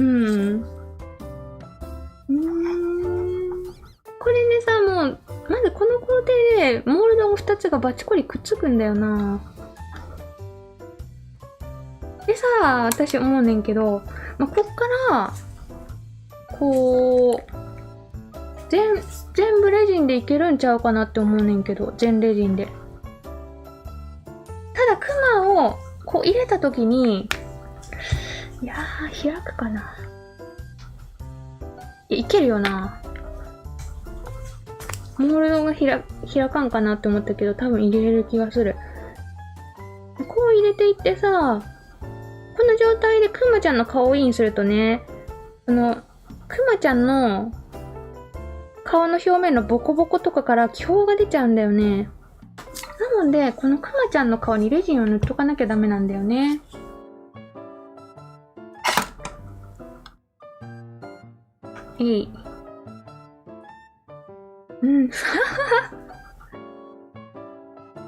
アーカイブ見ますねってね、今抜けてく方もありがとうございました。忙しいお時間に来てくれて。当選報告してくれてる方がいるかな？抽選販売当たりましたって。あ、そっかー、ありがとうございます。抽選販売ね。日曜日に、土曜日に締め切ったやつかな。ね、楽しみにしてください。今日の午前中に発送してきましたのでね。当たらんかった方もまた当たるように、作品制作も頑張りたいと思っておりますよ。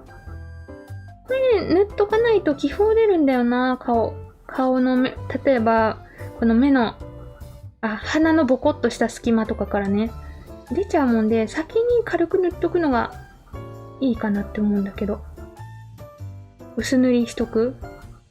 そうするとレジンの表面に見えない細かいボコボコとかボツボツあるねんけど、そっからの気泡も防げるしね。塗ったじゃん。で、ここにしようと思うんだけど、待って、中の方に気泡がある気がする。それも取りたいね。できれば気泡なしでいきたいよね。持ち手のとこにまず気泡がある気がするから出したいのと、全然これライブ配信向けじゃないな。見えんくて。この辺にありそうな気泡全部出てきてほしい。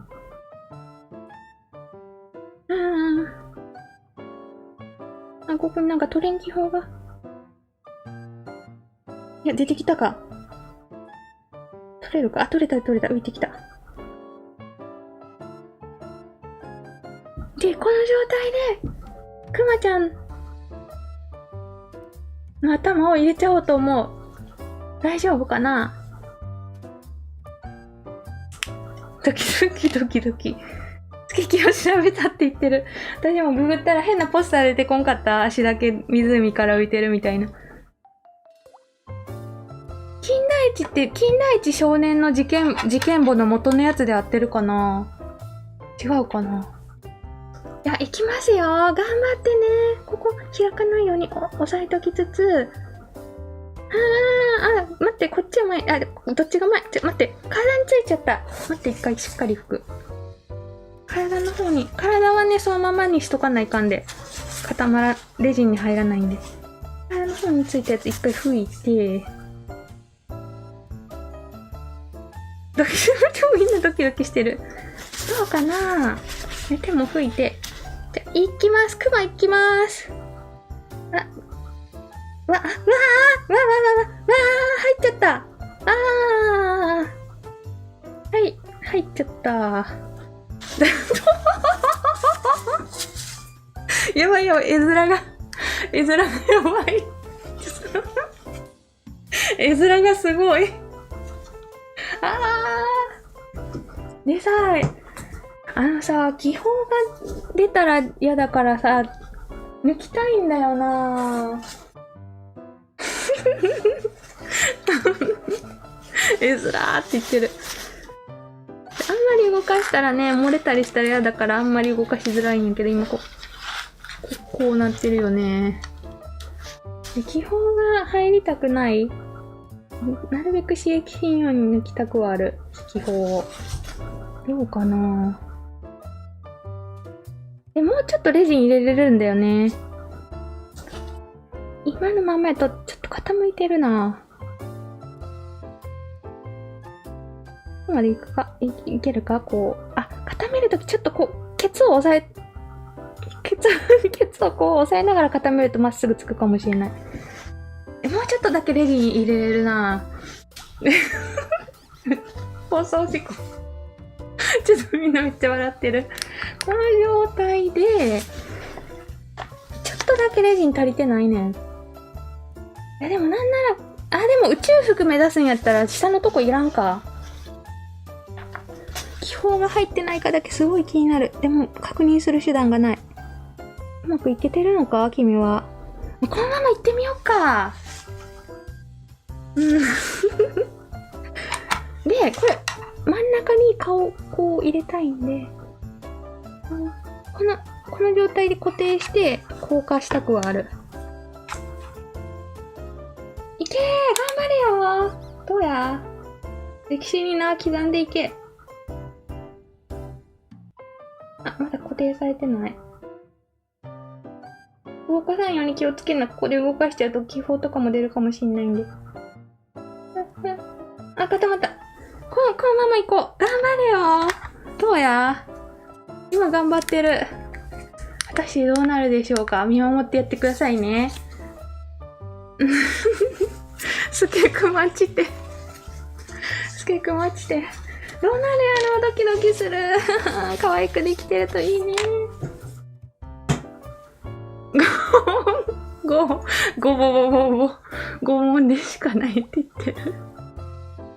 果たしてどうなるか、ドキドキするね。多分、おけつ押されたから、いい感じにまっすぐに固定されたと思うんだけど、その押されるときに手が震えたりするとさ、その動くことで隙間から気泡とかできちゃうんでね、そこだけ注意しなきゃダメだよね。で、かなり頑丈に固めたいんで、これもだいぶ硬化すると思う、長い時間。なんでちょっと持っとってもらって。うん。ほんのり透けて見えてたらしい。確かに緑なのも。緑色って結構怖い色やんな。そこもポイントかもしれない。あ、どうなるでしょう。みんな、見守りをお願いしますね。どんどこ集まってもらって、ドキドキするねーって。腹筋崩壊した。どうなるかな。あ、でももしかして、かぼちゃの筋が入ってるから、顔が見えなくなるかもしんない。もしさ、球体やったらわかるやん、膨らむっていうのね。もうドスコ行くまで検証済みやで。筋がどんな仕事をするかがすごい気になってる。筋があることでどう見えるかが。久しぶりにリアタイ来られたと思ったら、すごいとこで来ちゃったね。果たしてどうなるのかお楽しみに。ドキドキ。待って、液固まってないかな、まだ。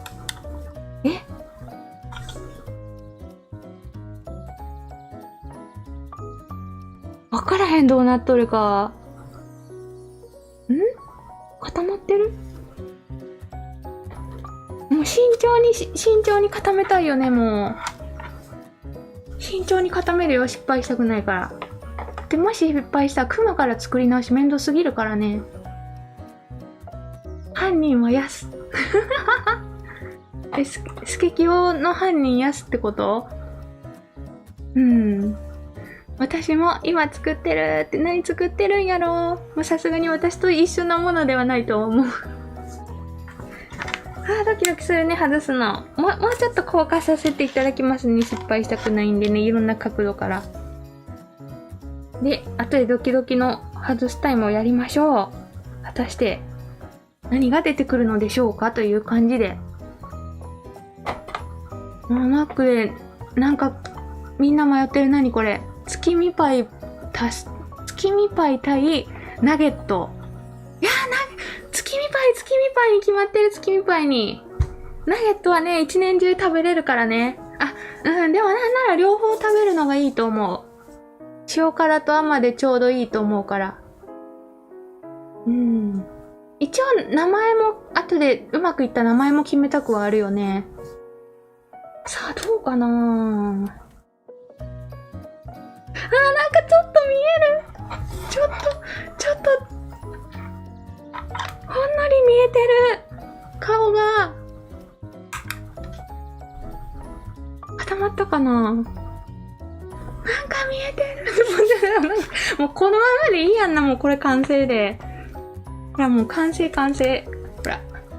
完成とか言って、これでもワンチャンいけんこともないぐらい。多分固まったかなって思うねんけど。すでに形はそれっぽくはあるよね。頑張って開けてみようか、これを。ちょっとだけ見えてるで。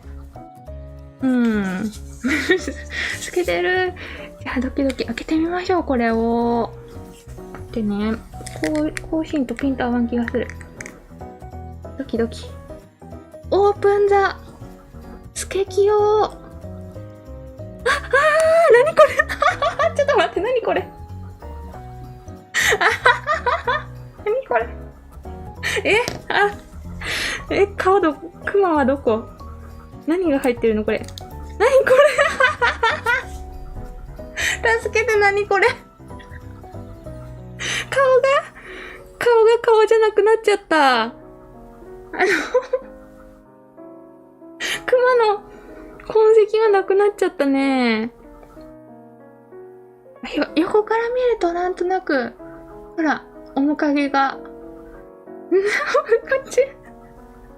思ってたんと違うのができた。あ、でも角度によってはお顔がちらつくって感じ。ちょっとコアラみたいな。わーってみんな想像と違って悲鳴が上がってる。こうなるんや、球体じゃないと。あ、でもさ、たまに可愛くなるねんけど。ほら、たまに可愛くなるよ。たまに可愛くなるよ。あ、でもなんか、思ってた通りにはなってくれて嬉しいね。思ってた通りにはなってくれて嬉しいねってなんだろう。一応やりたかったことはできとるねん。こんな顔になるのは予想外やったけど。うん。象のお化け。ちゃんと仕上げてあげたくはあるよ、私は。こっから。角度によっては、なんやろう。作画がいいみたいな。美女いい。角度によっては美女がいい子が完成してるんだけど。パッと見、ちょっとよくわからんね。でもこればあちゃんで削るときとかにクマの顔に負担がかかるんじゃないか、もしかして。もうちょっと時間経って安定してから削った方がいいかもしんないね。今レジンまだ試したてやから。たまに作がいいよ。頭重い。頭重い。いやー、どうせ見えにくくはなるやろうなと予想しとったけど、予想以上やったな。こんなこと、ちょっと顔がいっぱいついてるみたいになる、こうやると。いっぱいいろんなとこに顔がある。怖いよー。ハロウィンホラーになってる。じゃあ伝説生まれたって言ってもらえてよかった。角度によってたくさん目があって怖いねんけど。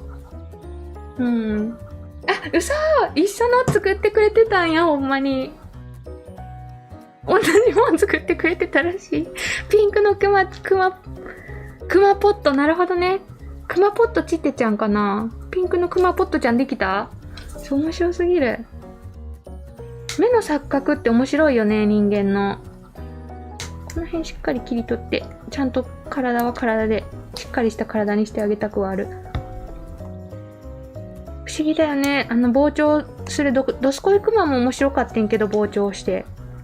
人間の目の錯覚は面白い。科学は面白いからね。これもうちょっと整えてあげたくはあるよね。で、さっきと同じようにね、やっぱここがどうしても膜張っちゃうんで、一回潰す必要があるんだよね。抜いてからバリで整えるみたいな。バリじゃない、ばあちゃんで整えるみたいな、これ。の必要はあるよね。コーティング剤塗ったらもっとはっきり見えるんじゃない？これ。なるほどね。もう、目がって言ってる。ほら、たまに、でもどうかな。コマリンキャラクターズにはなれないかな。ちょっとなんか違うよね、ジャンルがね。みんなビビってる感あるよね。目がいっぱいある。スケクマチテちゃんになるか？ちょっと整えてコーティングはしてあげたくは思ってる。目と鼻がついてる作品大事にするからね。捨てないから。変なやつでも。あれ？でももう一匹なんかいる。犠牲者っていうかこういう試作っぽいやつは他にもおったわ、今探したら。基本的にね、目と口を描いた作品は捨てれないんだよね。失敗したレジン作品ボコスカ捨てる人間なんだけど、私。顔がついてる子に関しては全部取ってある。こんな感じで。で、恐竜はこれ全然気に行ってなかったけど、アホの子もね、ちゃんと顔がついてるんで、恐竜のアホの子も取ってあるし、一応目と口があるやつは私の中で生き物だから全部保管してあるって感じ。こ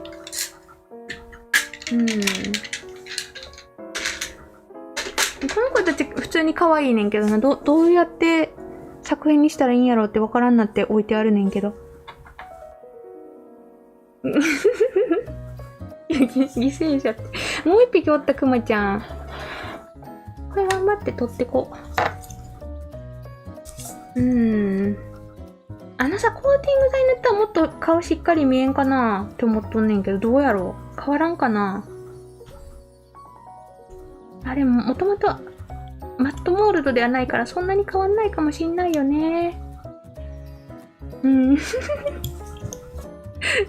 犠牲者と言われている。クマちゃんもう一匹いるからまたなんか実験の時に使うかもしれない。このイエロークマちゃんも。でも多分なんやろ、一般人じゃなくなったから嬉しい気持ちはあると思う。緑色の今日使ったクマちゃんも。これでちょっと目立てるじゃん。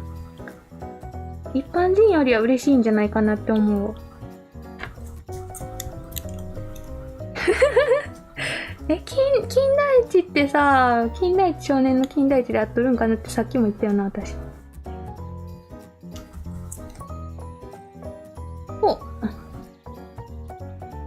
私の中で昔金田一少年と名探偵コナンくんが同じポジションにおったねんけど、コナンくんが未だに人気ですごいよね。今結構やってるよな、いろんなとこでイベントっていうか。コマリコさんにもコナン好きの方多い気がする。ほう。いや、少年向きか青年向きかでちょっとちゃうか。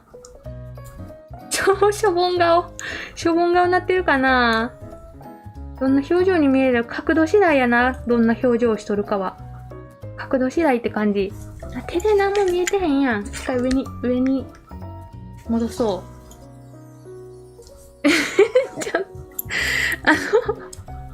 こっち爆笑なのに、小森さん冷静でまた爆笑って言ってる。私冷静。とにかく、顔がついてるキャラクターはどんな見た目になろうが平等に扱いたいよね。みんな大切に。命吹き込まれてるからね。という気持ちで制作はしてる普段。お、バリが結構取れてきたんで、この後コーティングしたらもうちょっと顔見えるんちゃうかなって思ってる。月清は金田一少年のおじいちゃん。なるほどね。なに世代揃って推理力高いってことか。なんかずっと穴開いてんね、私の指。すごい、じいちゃんなんや。じゃあ父さんもなんか活躍してたっていうことなんかな。ここの体の方にちょっとレジン漏れちゃったから、後でごまかしてあげたくはある、体のとこ。体の腕の辺にもコーティング剤塗ってあげようかな。そしたらね、今いい感じにごまかされるんじゃないか。でもちょっと下の方見ると若干残ってるで、面影が。ほら。見えるかな？ピンと。サビキになっちゃう。面影がある。少しだけ元の。ここから面影が垣間見える。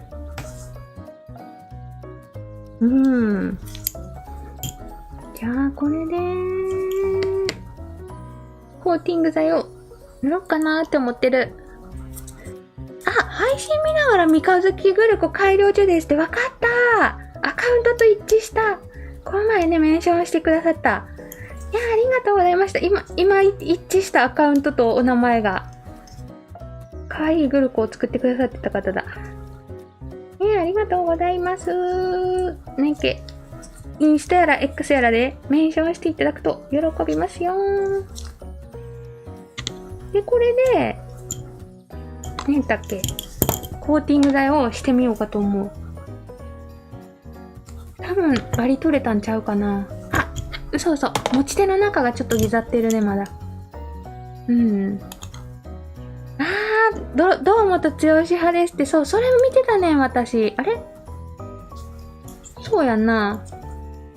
じっちゃんの名にかけての方だよね。あ、だからわかった。じっちゃんじゃん。スケキヨ。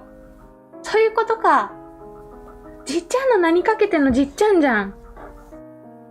今やっと一致した。だからじっちゃんすごかったんだ。お掃除と。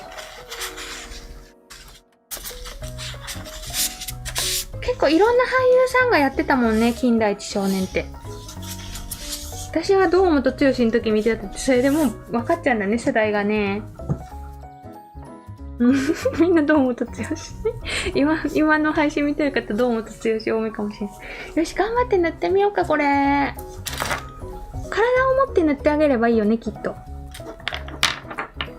どうかなね、いろんなキャラクターも見守りに来ていく。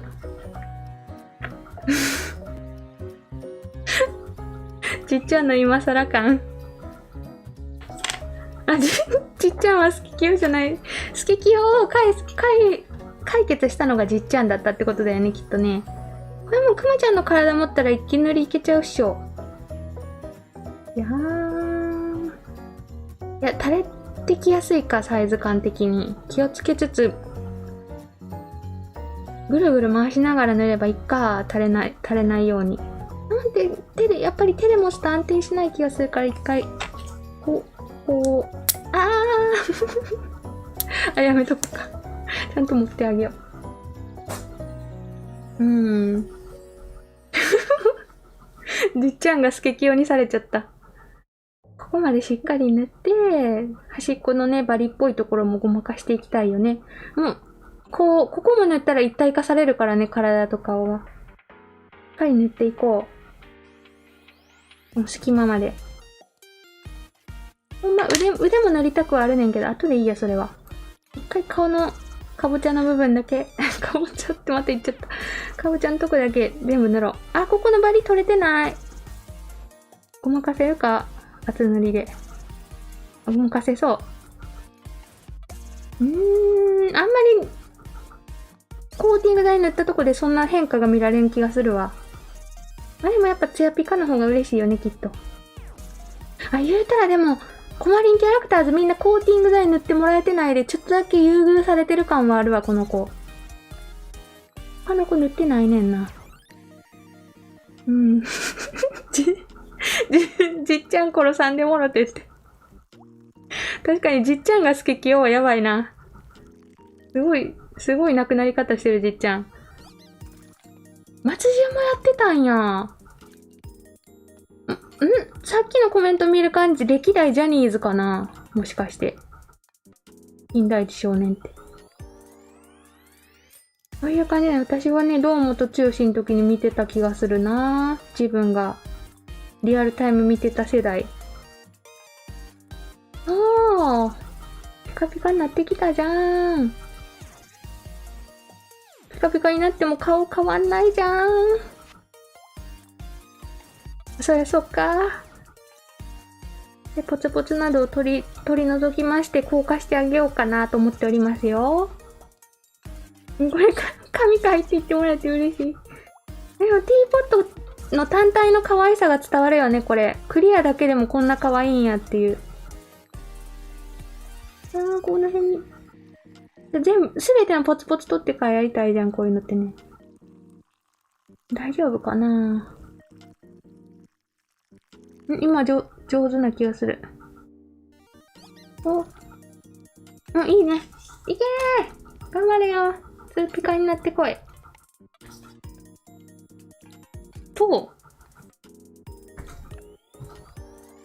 金田一で友坂理恵さんが着用していたスーパーラバーズってさ、パンダのやつじゃない？違うか。あれ、何やったっけ？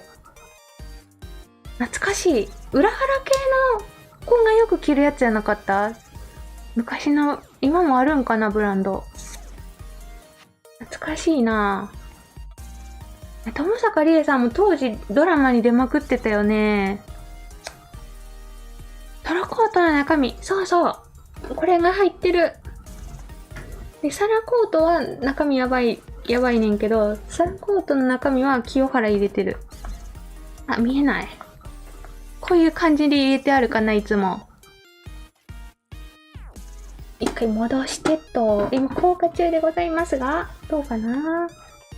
もうちょっとだけ硬化しとこうかな。今固まってるけど。うん。スーラバ懐かしいって言ってる。だよね。流行ったよね。そうそう、スーパーラバー。ヒステリック、ブルーじゃない。ヒステリック、ブルーは歌手か。なんかなかった。ヒステリックミニとか。あの辺も憧れたねんけど、高くて買えへんとか思いながら。多分同じ系統やんな。昔流行ったブランド。今の子は知らんてか、今そのブランドがあるのかすらわからへんよな。篠原ともえちゃんとかよう着とった気すんねんけど、気のせいか？今流行っとるブランドと昔流行ってるブランド違うからな。それだ、ヒステリックグラマーだ。ヒステリックブルーは歌手だよね。私結構カラオケで歌ってたから覚えてるねんけど。ヒステリックグラマーに憧れてポーチだけ変えたねんけど、なんか手が高すぎて届かんかったでよく覚えとる。中学校の時。地域振興券ってやつ配られたねんな。私が中学校の時に。1万円分ぐらいのチケットで好きなもん買えるよみたいなやつ。それで買ったねん。ヒステリックグラマーのポーチを。なぜかよく覚えてる。という感じで、仕事戻りますって方もありがとう。頑張ってきてね。ね、ショップ袋も流行ったよね、当時。ということで、固まったので見てみましょう。あんまり変わってない。あんまり変わってない。ツヤピカ感は出たけれども。って感じでね。いや、でも、これですっきり寝れるわ。こうなるんやっていうのが分かったで。ポットに入れたらね。今日作ったものは、普通のポットと、このあたり。この辺の失敗したけど、でもなんか、こっちの方が見た目良かったかもしれないね。難しいね。もうちょっと分量を頑張って、もし販売するとしたら、分量を考えてから商品化になるかもしれない。販売するとしたら。ただいっぱい作っちゃったからしばらくプレゼント企画とかに入り込むんじゃないかなっていう感じですね。この子角度によってビジュ変わんねん。ビジュがいいと、目が多すぎるでしょ。怖い。目がいっぱいあるじゃん、こんな。ハロウィンのお化けじゃん。どの角度にしても目がいっぱい現れるねんけど。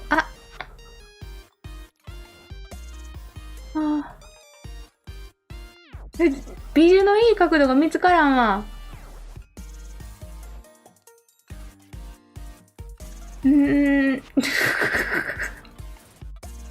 でも結構子供とかは喜ぶかもしれない。目が多すぎる。この筋のとこ全部目になるんだけど。筋がすべて目になっていく。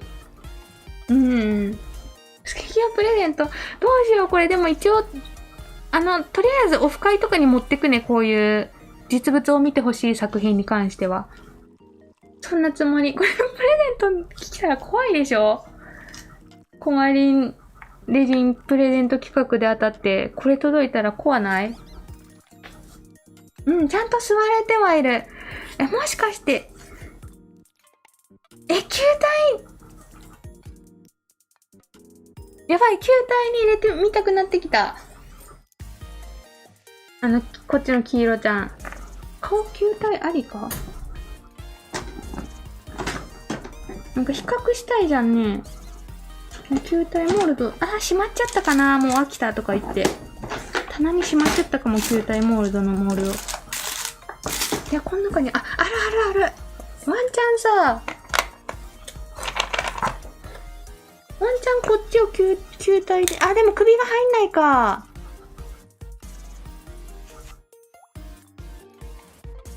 こっちあんなちっちゃいから入んないんだ、首が。宇宙服っぽくやりたかったけど。ちょっと、穴がちっちゃかったね、こっちは。今すごい見たくなって一瞬やろうかと思ったねんけど。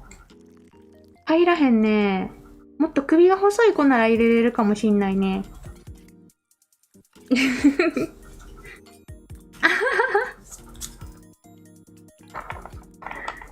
とりあえず、広島オフには連れて行くから、これ、来る方見てね。うん、球体入らなさそうだった。あ、今、この子ほっとしてるかもしれないね。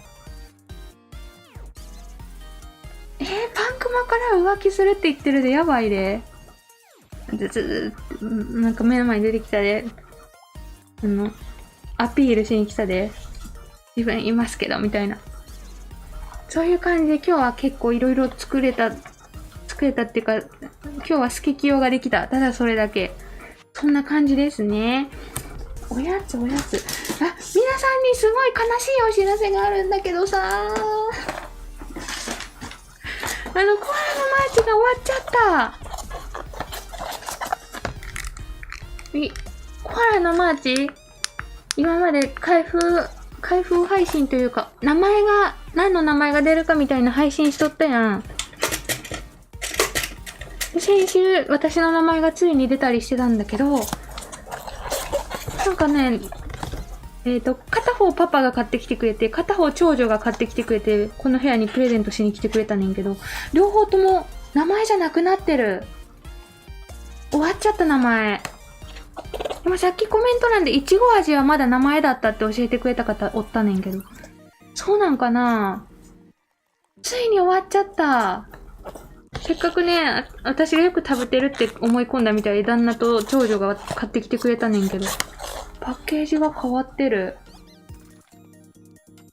いちごはまだ名前？ああ、そうなんや。いや、まだ、いちごで継続いけるか。浄化できへんねん、もうこれ。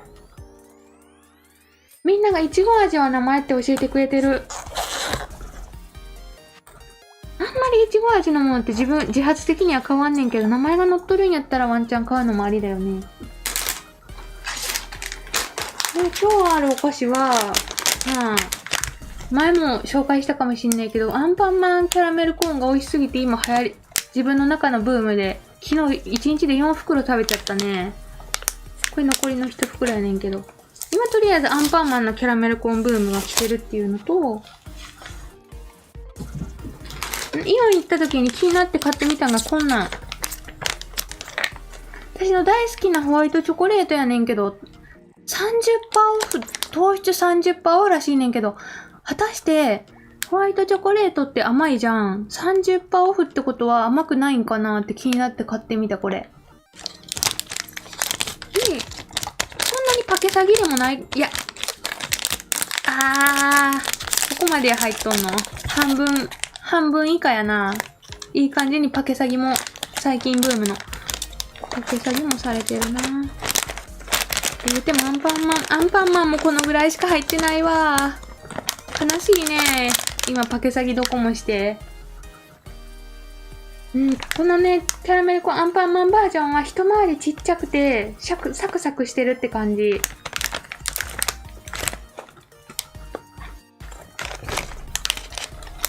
これを、炊いてみようかね。最近糖質オフの食べ物多いよね。一回手を消毒させていただきまして、みんなお菓子によってなぎ倒されてるんで一回起こしてあげて、手を消毒しよう。パンクマはなんか地位奪われたくないから基本的にスケキヨの前に、名前スケキヨでいいんかな？どうしよう名前決まってないや。スケキヨ、いや、ないっけ。名前。クマポットチテにする？クマポットチテちゃんにする？呼びにくいなぁ。糖質オフ。ホワイトチョコの糖質オフって珍しいよね。普通のミルクチョコレートの糖質オフはたくさんあるし、自分でも何回も買ったことあってんけど。名前。今考えてくれてるみんな。スケクマ？クマキヨ？チテキヨ？スケクマチテ？チテキヨ？4文字覚えやすくはある。スケクマチテ。スケクマチテが人気だ。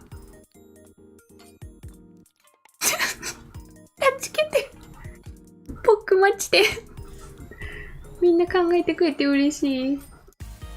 糖質オフ。多分さ、今糖尿病の方が多いからこういうの需要あるんだろうね。糖尿病になっちゃう。なんだろう、もう日本の代表的な、かかる方が多い病気やと思うねんけど、糖尿病。だから増えてるんかなって思う。スケクマチテが人気かな。ちょっと忘れちゃわないようにメモりたくはあるよね、どっかに。メモ。あれでもサビキンたちの名前をメモった紙ってどこやったんだろう、私。黒川サビクマとか。過去にあってんけどな、そういうカード。どこにあったんやろ。スケコマチテ。どうしよう、なんかメモるものがどこにもない。あ、これでいいか。スケクマチテ。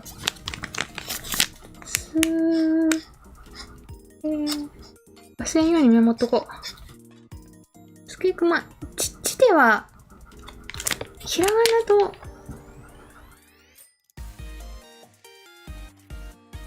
クマひらがなかな。スケクマチテ。あ、ちょっと、あれじゃない？名前、名字と名前っぽくない？スケクマチテみたいな。スケクマチテくん。いや、言いにくいなぁ。まあ、チテの時代に生まれちゃったってことで、チテつけてあげようか、今。コマリンライブはチテブーム来てるからね。チテの名前をつけてあげることで、この、チテ棚にワンチャン入れるよね。あ、違う子もちょっとおるねんけど。これチテ棚になってく予定やねんけど。ここに入れるよね、チテ。スケクマチテやったら。どんどんね、チテアイテムをここに増やしていこうかなって思ってるねんけど。そうそう、フルネーム。スケクマチテ。スケクマチテくん。チテ系で。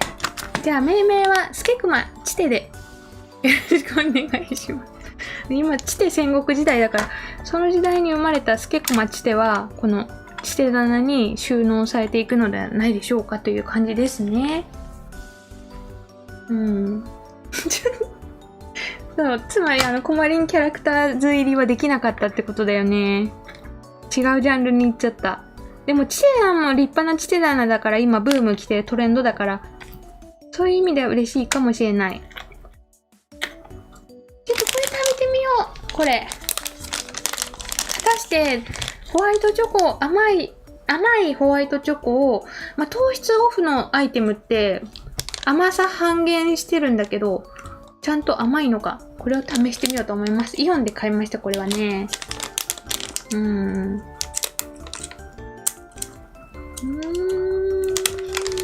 どうかなぁ。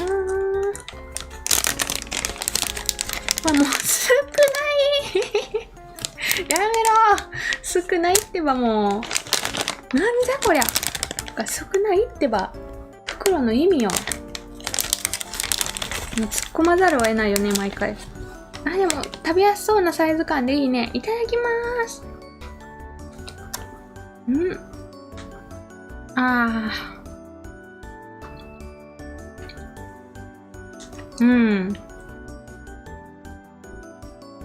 まあ、こんなもん。まあ、こんなもんかって。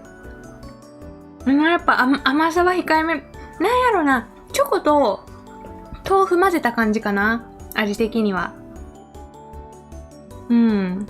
でもホワイトチョコ特有のミルク感はもわっとくるねんけど、甘さがやっぱね、あと8倍ぐらい欲しいかなって感じやねんけど、豆腐と混ぜた感じかな。でも全然、満足感っていうか、ホワイトチョコ感は感じれるかな。ただ私白いダースミンだから物足りなさどうしても感じちゃうね。でもやっぱ糖質抑えるの大事だからたまにはこういうのも食べようって感じだよね。袋半分でちょうどいいぐらいやと思う、これは。ね、物足りなさあるよね。ちょこちょこね、手出しとるねんけど、糖質オフの商品に。でもきっとこれからさ、科学が進むとさ、糖質オフでも美味しいやつって出てきそうやけどさ、やっぱそういうやつも化学調味料を使ってあるから、バランス考えて食べ過ぎないように気をつけたりしなきゃダメだろうから難しいよね。そう、私も甘さを求めて買ってるからね、多分私、アルコール依存症とかニコチン依存症ってあるやん。それと一緒でチョコレート依存症っていうのがあるらしいんやけど、それなんだよね、私。20年ぐらいチョコ毎日食べてるもん。ご飯よりチョコ食べてる時期とか10年以上あったし。他にあるかな、なんかお菓子。でもこれで一旦落ち着いてるね。今日この後セリア行こうと思ってるからまたお菓子を買ってくるんじゃないかなという感じですね。ほんまは下に新しいお菓子っていうかね、旦那が広島旅行行ってたからそのお土産買ってきてくれとるねんけど、また今度見せるね、そちらに関しましてはね。甘さあと8倍ぐらい欲しいとこではあったよね。そうだよね、先週ぐらいにリンツのチョコ食べたからさ、全然違いを感じちゃうけど、たまには体に気をつけてそういうのも食べてみるかっていう気持ちではいる。ホワイトチョコを好きな方多かった。でも確か苦手な方もいたよね、この前ね。苦手って方もいると思う。血糖値、そうだな。今んとこ、この前血液検査でオール A 判定いただいたねんけど、こまりこさんが言うには、そう、私と同じぐらいの年時に全部 A やった方もどうしても50歳とか永遠の28歳だけどね、になってくると、どうしてもなんか B とか C が現れるってみんな言ってたから、で、みんな体調に気をつけてねって言ってくださるんでね、気をつけていきたいと思う。このくまりんライブは10年後にも普通にやってたいって思ってるから、体調にすごい意識するようになったよね、このライブのおかげで。健康を意識するようになった。そんな感じでしたね。私もティーポット出来上がってた。名前決まったで、名前。スケクマちて。名字にスケクマ。でも、そうだよね。これが名字の名で、ちょっと漢字わからんわ。こっちが名前ね。スケクマちてでございます。選挙みたいになってる。スケクマちてに清き一票をお願いいたします。という感じでね、ちゃんと名前も決まりましたね。見た目こんな感じで。なんかすごいことになっちゃったけど。目が増える。こんな子が完成したのでした。ということでありがとうございました。そして今固定のライブをね、リアルタイムで見てる方はわかると思うんだけど、固定コメントに書いてあるんですが、次の配信が水曜日、いつも通り水曜日ではあるんですが、始まる時間が12時なので、いつもと同じ12時に、始まる時間が20時なの。書いてあるよね。20時から始まるのでね、水曜日が。夜から始まりますのでご注意ください。